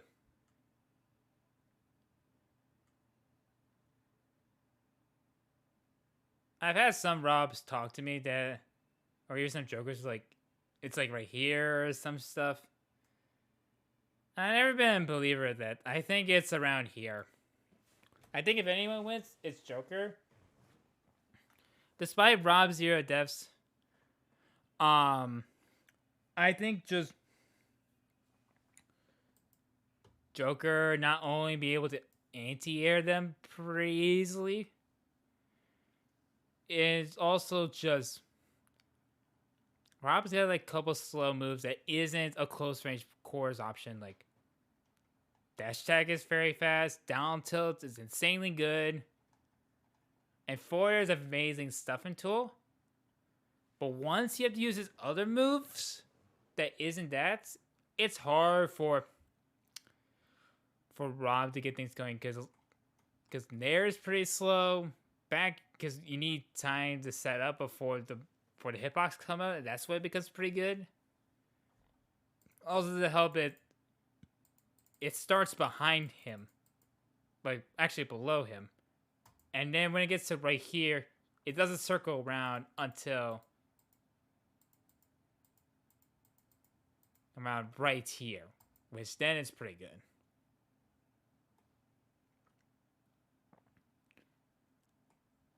And then with gyro, it can be pretty annoying zoning tool. But also with laser in mind that depending how they're shot, you can also farm Ascend in this matchup. So there's a bit of ways. Like Rob's best win condition is forcing close course scramble situations, but down to a forwarder just so Joker can do what he wants. But Joker doesn't always have to engage in those situations and can just play the long range chip game and just not care.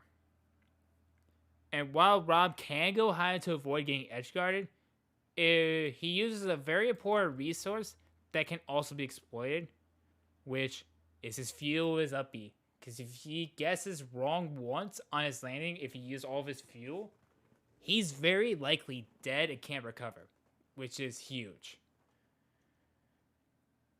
Like, I actually don't care if Rob goes high, because if I guess right, he loses. Which is huge.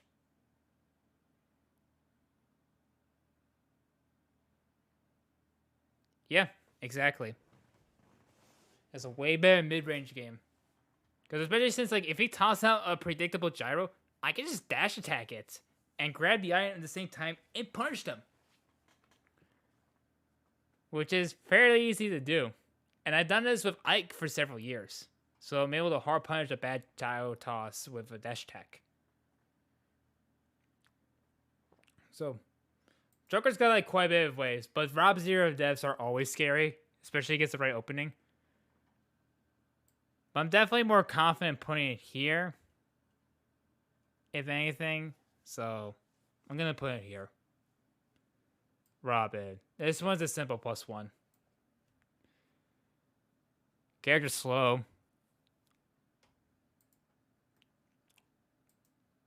Has a couple ways to get farmed. Arsene.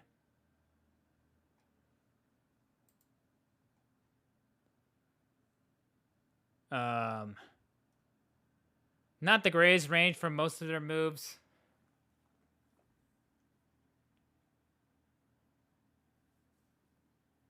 Like, Nair is like the only threatening move. Before it is pretty slow.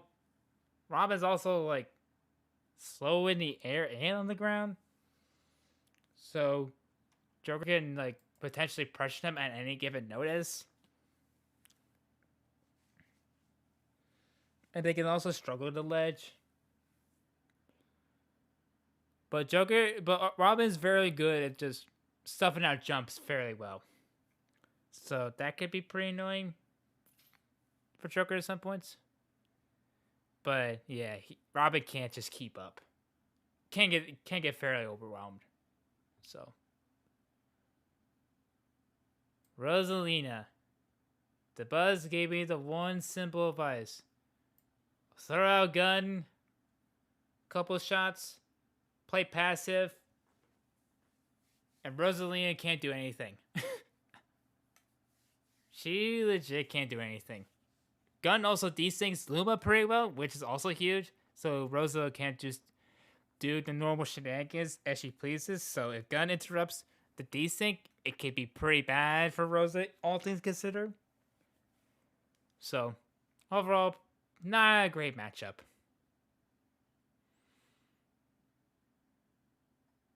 Ryu, a simple +1.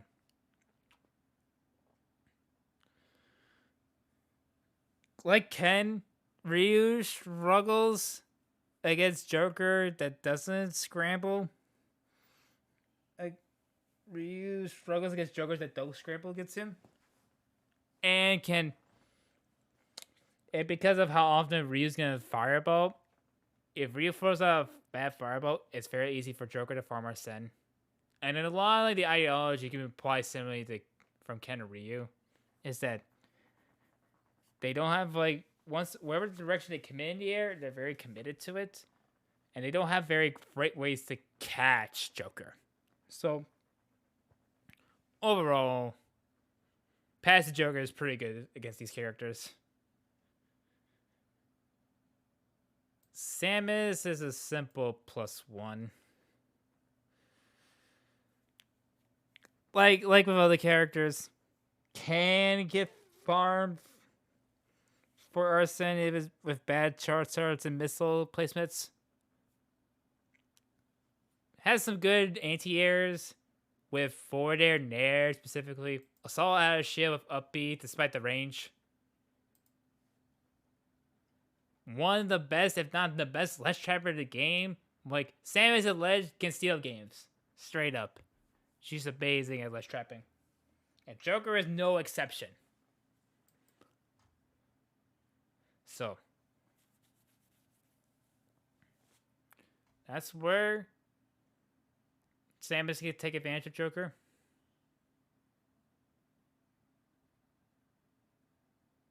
Yeah. Like, if a Joker in a matchup can always have a potential chance to farm Arsene without risk, it's generally gonna be a fairly good matchup for most cases. It's a safe assumption most of the time. So, but like after like between the zoning and the mid-range game, it's fairly easy for Joker to find an opening with a dash attack or dash grab. Or if Samus miss scenario, can close the gap and find the opportunity to punish. Well, good back, Gummy. And yeah, overall, I think Samus can be scary depending on the game state. But overall, can't get farm for percent. That's basically the gist of it. Sephiroth. +1. Despite being the biggest sword fighter in the longest sword fighter in the game, it has a couple caveats that work against him. He's got slow moves in key areas with his spacing, like with forward tilt, forward air, and back air. All could be stuffed up by aerials or even sometimes gun. Like, they're just slow enough for gun. If both moves were used at the same time, gun would win and just hit stun, negating forward air or back air coming out, which is huge. He's also fairly light, which is kind of important because if Joker has the Arsene the right interaction, wing sometimes doesn't come much of a factor. Because when Sephiroth has wing, it's mostly the reason why he's not here. And once wing is out, he can keep up with Joker. Not only on the ground, but also in the air. But there's only so much mobility he can do because he's still got slow moves. But the other big reason why he is in the +2 category, he's one of the better characters at gipping tethered Joker. And also pretty good at just 2-framing Arsene with down tilt, which is fairly good. So he got some decent ways to burn Arsene fairly quickly. And his... Yeah, Arsene gun does amazing damage in this matchup. Because fires 3 hits and it's super big. Look at this. Look at this. This right here is just as much, if not a little bit bigger than Sephiroth's forward tilt. And speaking of Sephiroth's range, that's like one of the few benefits he has because while his moves are slow, they are long enough where it can basically just catch his initial dashes very well in the mid-range, which is huge. And along with being one of the better characters at gipping Joker on stage, he's going to be right here. It can't be bad for him, but he can definitely cheese Joker at certain spots. Alright, now we're getting a couple of the interesting matchups. Sheik, even. They both function fairly similarly in game plan styles.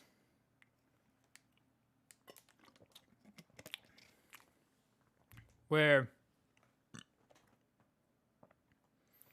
she could be very hard to hit, both in the air and on the ground, for how fast she is. Fairly safe buttons to use. And can play the chip damage game as well. Just as well as Joker can. But there's only a couple things that it's like Sheik struggles with. it's just she gets sometimes cheesed by Arsene, Light. That she gets punished a bit harder because she doesn't have as big of a comeback mechanic like Joker does. But a lot of what they do is just kind of like designed to like pit each other pretty well and make things difficult. I see this matchup being even overall. And then speaking of another even matchup, I think Shulk is probably the only sword character in the game that Joker doesn't straight up beat. Simply because of how Monado Arts changes the game states fairly well to a point. Yeah, Joker just desperately wants to slow Sheik down. Yeah. It was Shulk, like, quite similar range to like how long Sephiroth's sword can go. But Monado's speed, jump, buster, and all the other things in between, like, he changed the game state very quickly. And can make things tougher for Joker to find openings. Like, he's definitely the hardest sword character for Joker to handle in certain spots. I think over time, it could go here. But with how Shulk plays, it could be only more difficult as the game progresses. Because everything else, like, outside dealing with his burst range, being one of the best characters at getting Tether Joker, he's got some very slow moves that Joker can't abuse. It's just the problem is closing the space. I don't care. Because of how big they are, and thanks to Monado's speed being a huge help for him. Because without Monado's speed, I probably think Joker would win this matchup. But with how good Monado's speed is, it makes his other threatening moves a bit better. Because Nair is -2, 4 is pretty big for -6 to 7. And yeah.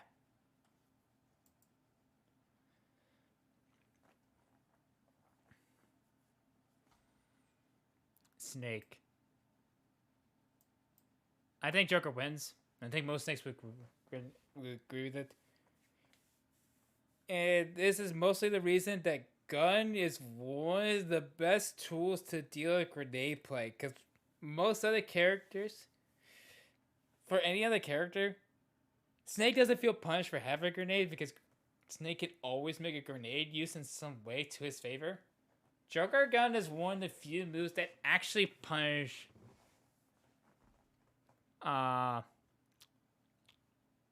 Joker's one of the few characters that make Snake feel punished for holding grenade, and that's honestly just the hugest deal in the world. So, along with can exploit his recovery, he's got some very fast big moves to deal with, but they're very not safe on block, and especially if they're too recklessly used. So, overall, it's a good matchup, Joker. And now we come to Sonic, which I personally think, if I were to say which matchup is Joker's hardest matchup, I think is this. I think Sonic is the hardest matchup for Joker to play. Straight up. Because I think it goes in order of like this. Sonic, Pikachu, Diddy. Diddy's the best at shutting down Joker's aggression game. Pikachu is the best at cheesing Joker at 80%. And Sonic is a bit of a combination in that, except the cheesing parts. And he just... to me, he feels the only character in the game, like how Snake gets punished for just holding grenade because of gun, I feel punished for Arsene simply existing. And I don't say that for any other character in the game that isn't Sonic, which is huge. Sonic is basically... Diligence speaks to being this character. And while I do think it's a not good matchup for Joker, I don't think it's unwinnable for him. Because thanks to playing with Sonics and Rav, most other Sonic players or even like Pockets don't really scare me because none of them abuse the way Rav or Sonics does. So I'm generally chilling for him. The sad music. I love some good tracks. But yeah, and a slight spoiler for if you wanted, if there's a character, if I were to say which characters have the best chance to beat Joker, these 6 are your best chance to beat Joker. Like at worst case, I think Joker loses to 6 characters at most, while I think he loses to 3 characters at best. And there's gonna be a couple more evens, and then the rest is gonna be like, yeah, Joker wins. Sora, I think we win solidly. For the simple reason is this. Sora can't catch Joker. Joker can just play the chip damage game fairly well. And Sora doesn't have any great answers to deal with that because he has to chase him. And he's both slow on the ground and in the air. Yeah. You basically play passive and make Joker struggle. It's okay if Joker takes chip damage game, the 1-2s all over again because Sora still has to find a way to get in. And it could be not fun for him. So overall, solid matchup for Joker. Yeah. Yeah, you don't want to approach against Joker. You don't want to approach against Sora. Because that's where Sora's defensive game is pretty well, but he doesn't do good against people that get in. He doesn't do well when he has to chase them. But Steve, even. And I think this is even. And as I'm playing more like Kazuya, it could go over here. But overall, like some Jokers would say, it could go here. I don't necessarily agree. And it's mostly because to be kind of plain honest with you guys, Steve is a bit of a heavy matchup knowledge. But like every character with matchup knowledge, the more you play it, the more easier you get comfortable with it. Especially since there's so many Steves. Yeah. It could stay even.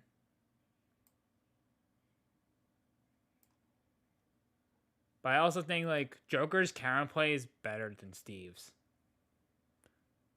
Because Joker can actually chip damage, or at least like put himself in ways where Steve needs a specific wall setup with platform to not get chip damage from him, and just being able just to play around. That when he can't use his resources to get around places, he has to suffer through his poor jump height and mobility. And it's very easy for Joker to do whatever he wants. The gun is pretty good against Kart.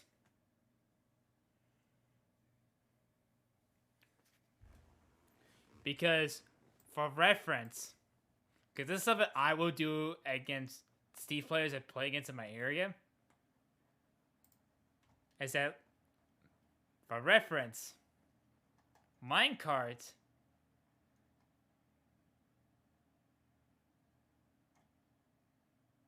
does one of two things.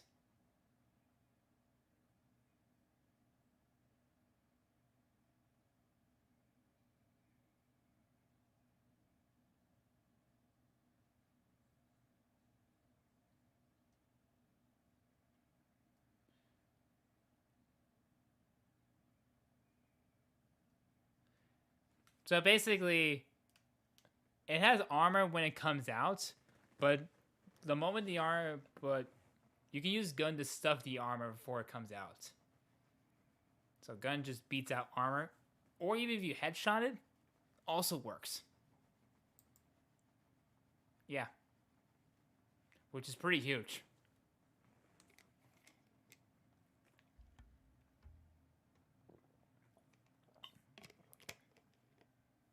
Yo, we got nice to win. True, bestie. True.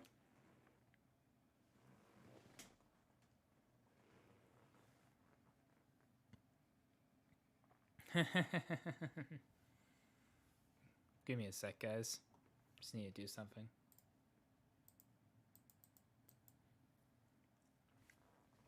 We've only got like 10 more characters, but we're almost done, guys. We're almost done.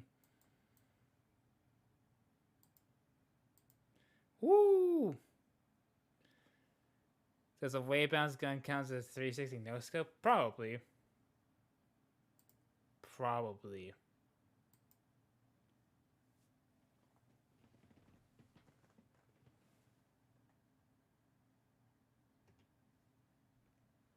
Terry!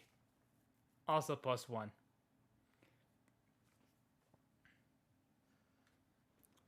Terry's got the best mobility. So there'd be some spots where it'd be hard to just hit Terry in general, and fairly good close range options. And can be a little hard to get away from him. But unlike the Shotos, Ryu and Ken specifically, Terry doesn't have the weird hurtbox shift where up air doesn't work. Fairly easy character to gimp. Passive Joker is still pretty good. No, I don't think it's +2. I simply think that Terry's mobility makes it more than enough to keep up, at least for Joker.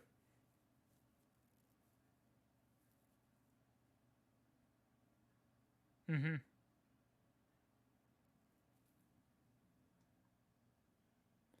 So you good, Morgan. You good. So, but yeah, it's a good matchup for us still. Toon Link. Oh, quick rundown on Aegis. Simply put, TLDR. Mithra's defenses are pretty poor in general. On hit specifically. She gets fairly...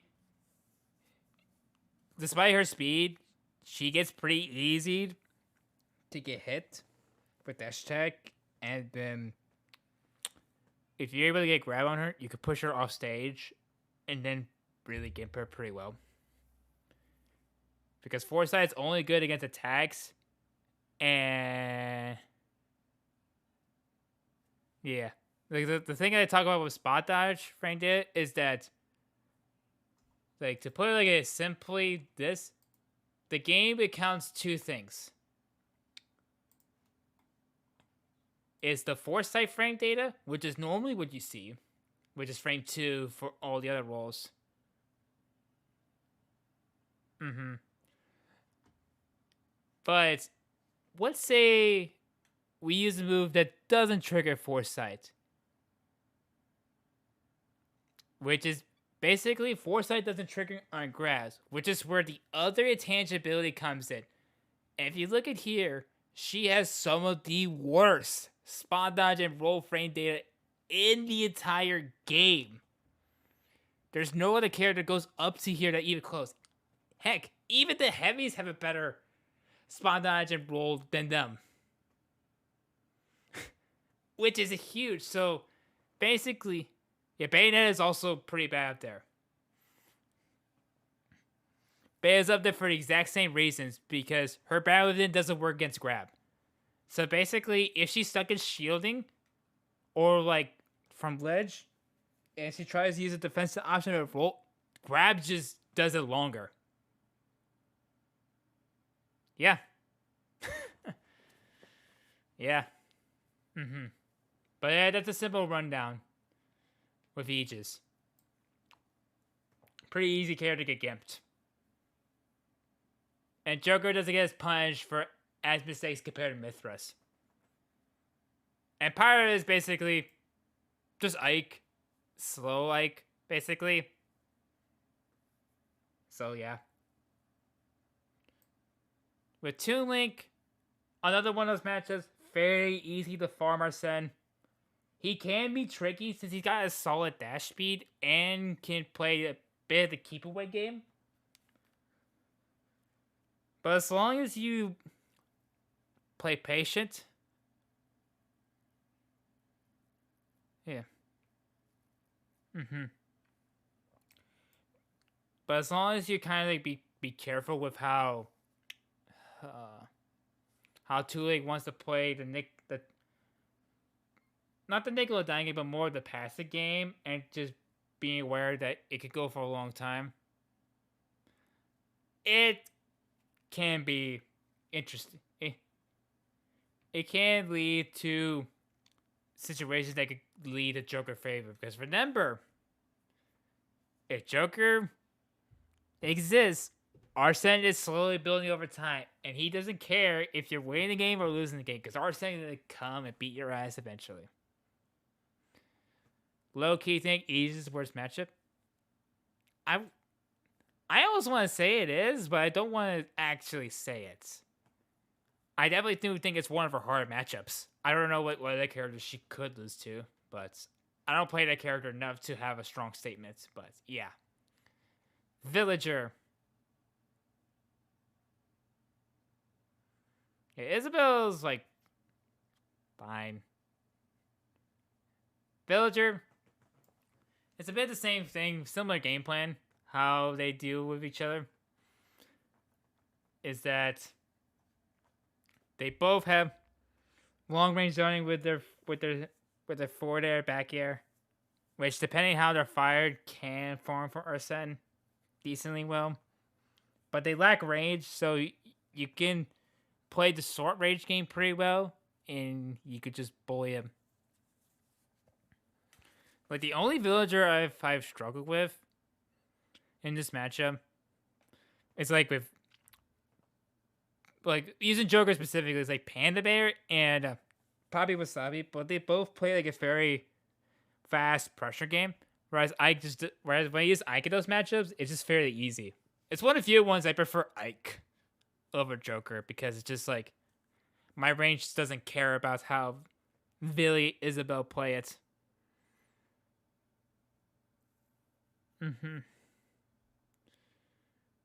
And then we get to Wario.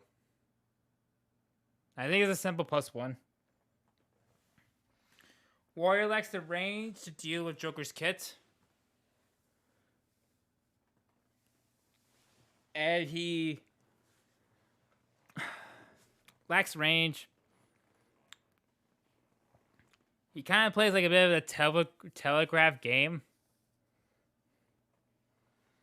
Where he's going to do a running aerial eventually with forward air, nair, or find the grab opportunity, especially nair, or sometimes bike. But he doesn't always. I think it's just like honestly, just the range just holds him back, despite having amazing air drift. I personally think Wario with Waft is pretty scary, but everything else in between is not that scary.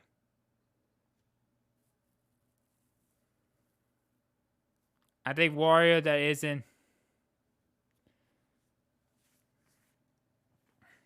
I think a Wario that isn't telegraphed can be pretty scary, especially ones that aren't obvious. But Dashback, as he said, is pretty good. Because especially if like Wario doesn't have space to work with, he can't just get what he wants.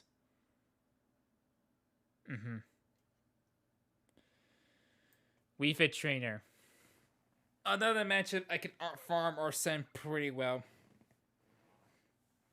It's kind of like a simple reason for that.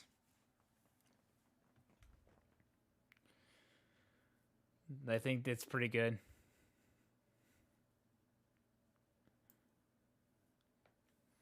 And Wii Fit's got some very awkward hitboxes to work with. And especially like, once you get comfortable with Wii Fit's close range options, she does okay. She does very okay.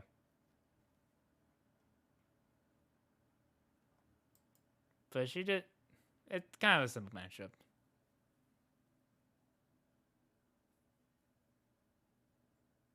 Mm-hmm. Wolf. I think this one's even.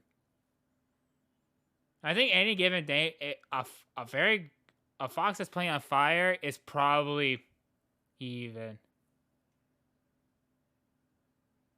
1, 2, 3,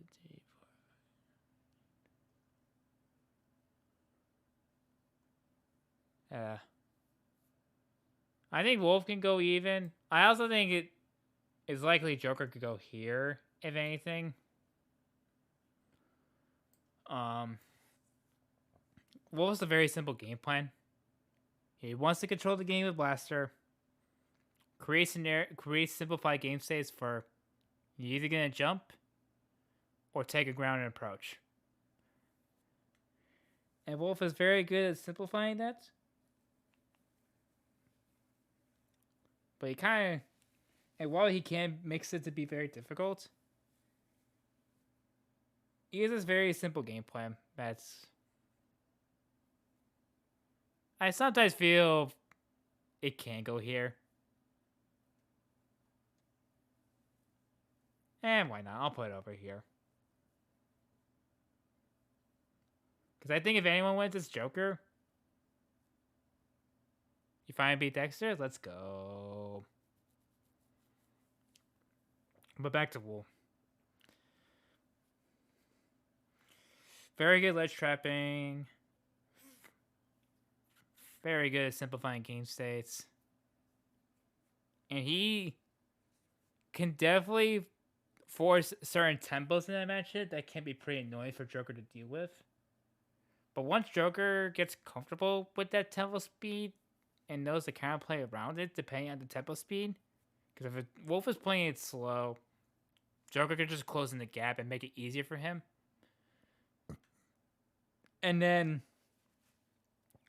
if the Wolf decides to speed it again and play a very fast game, Joker could find an overshoot and then just punish it for that. Can't get gimped fairly well, albeit he's probably the hardest spacey to gimp reliably because of how early side beat can kill.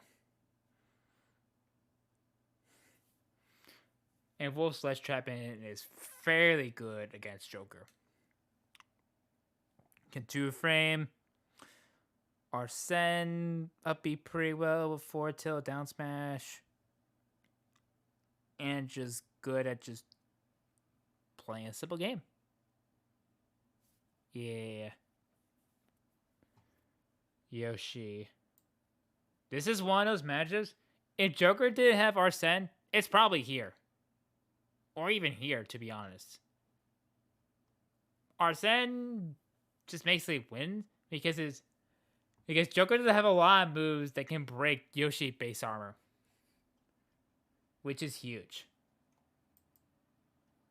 But with Arsene, much easier to not only break, but also just put Yoshi in a lot of poor game states for him to make him struggle.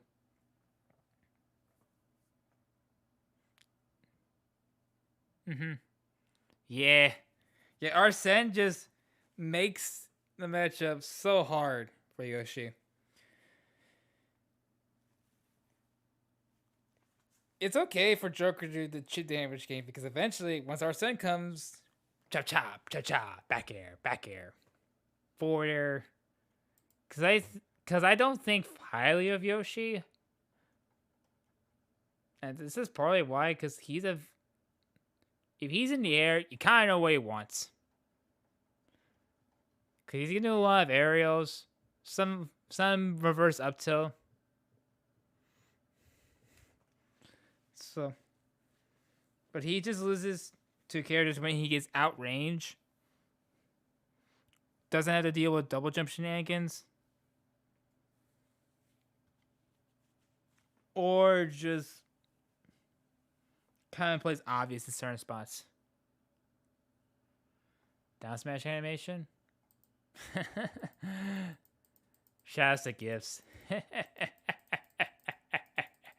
It is funny, but eh. That's honestly a decent description of a WarioWare micro game. I'll take your word for it. But yeah, I think Joker beats Yoshi. Just plays a predictable game plan against him, and Arsene just makes the matchup fairly solid in his favor.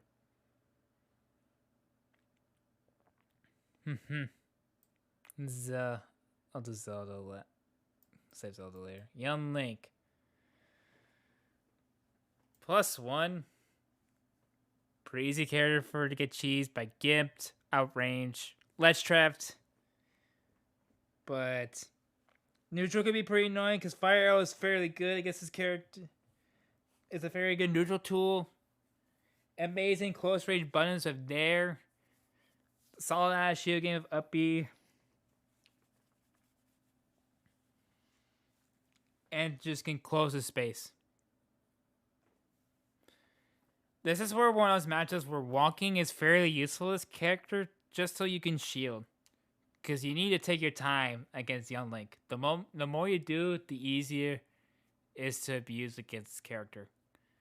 Because Young Link is at his best when he controls the game, but when he doesn't, he could sometimes get cheesed or just die. Because he struggles with the ledge and just has little range to compensate. Yeah. I would say it's mostly a patience test because it just comes down to how much you're going to deal with Young Link controlling the game.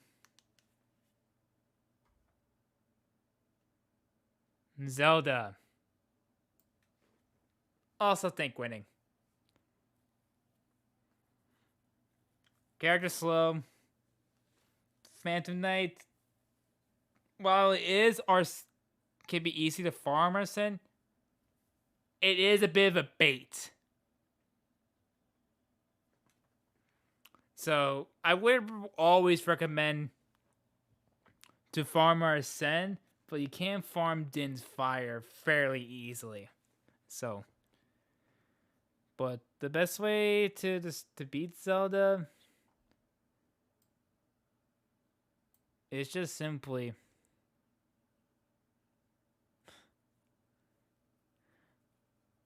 it's just abusing that she's slow, has to make heavy commitments. And you know how Zelda wants to set her defenses, you can kind of like toy around how you want to approach. Because Phantom Knight can only be around for so long.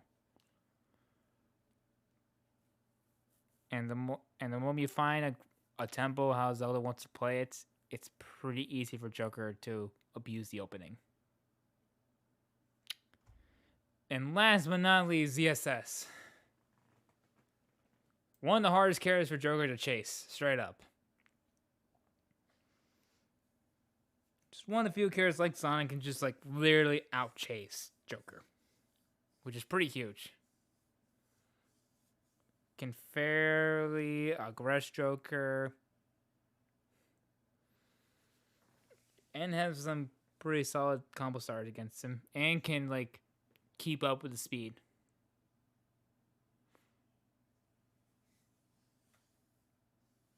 But she struggles a bit when the character, but ZSS struggles quite a bit when you run into players that she can't get what she wants, that don't force that doesn't jump easily, stays grounded quite a bit, and doesn't mind if the ZSS just runs quite a bit. Because the only things you gotta look out for is Zaire, which is pretty safe, The air can also be safe. Like, her landing moves are pretty safe, but you can either anti-air them or wait for her to throw out a fast aerial and then just punish what she does afterwards. And Gun also does very well against character, and she can be, while she has a solid recovery, she can be exploited depending where she gets hit by, especially if she can't down B for recovery. So, and Arsene just kind of cheeses her a little bit. But yeah.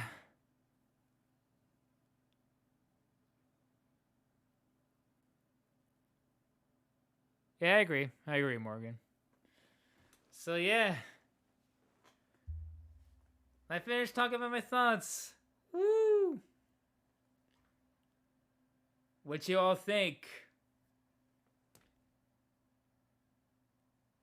I'm not ordering everything.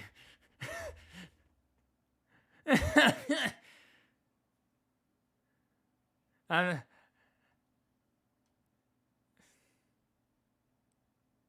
yeah, these are my overall thoughts. Like, the only thing that's like kind of ordered is the -1 character. Is the -1 category. Everything else is like not ordered. I'm not taking the time to order.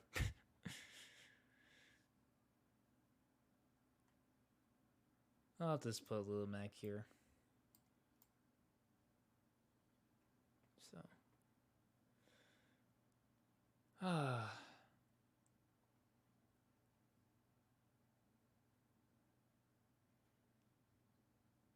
I don't think Sonic is -2. Like, it's bad, but this is part of it. This is literally the main reason.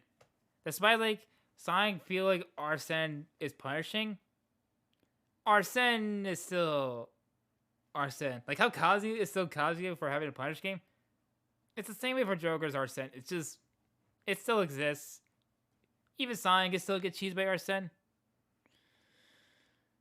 Don't worry, I plan to save the image and upload it to Twitter. That's what I'm gonna do. As much as I want to do an Ike matchup chart, my voice is about to be dead soon.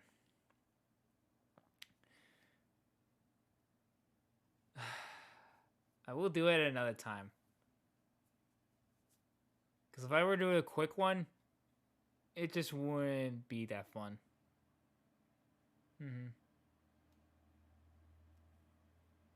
Personally, find Young Link matchup even. Young Link can mash on his shield pretty well. Yeah, he can mash on his shield. It's just the biggest problem is just like what happens when he can't. What else he can do that isn't just mashing on his shield?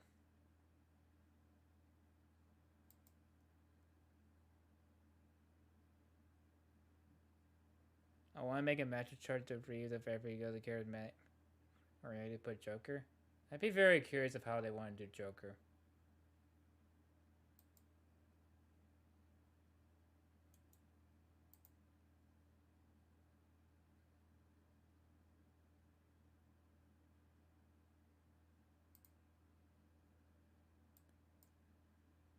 Alright, y'all. I'm about to release this matchup chart in the wild.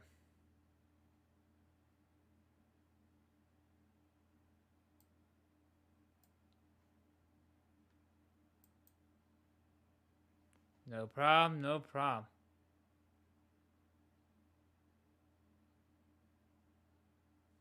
Well, if he's dash backing / whip punch, I don't think he wins the battle either.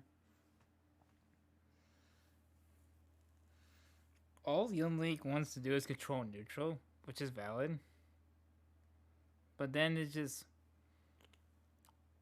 the moment he's in a situation where his buttons can't work, it's simply outranged. That's when Young Link can't get the right.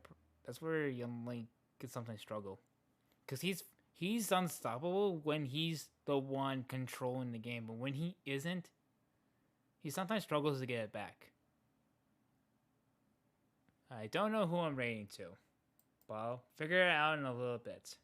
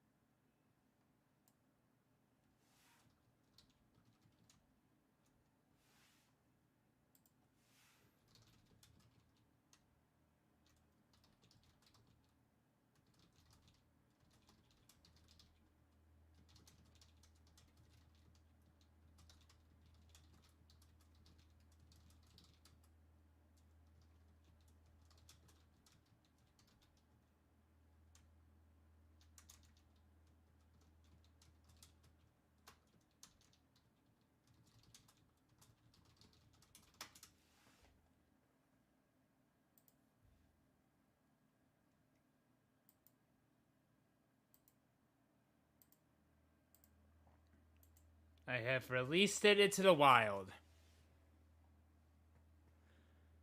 Have fun, y'all.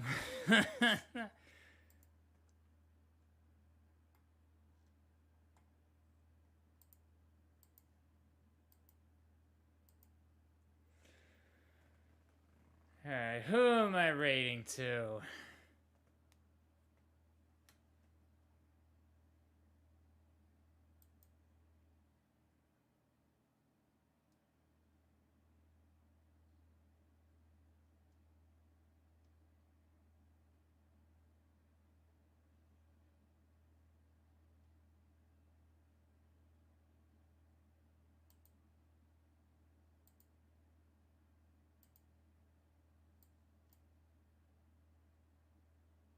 Alright, y'all.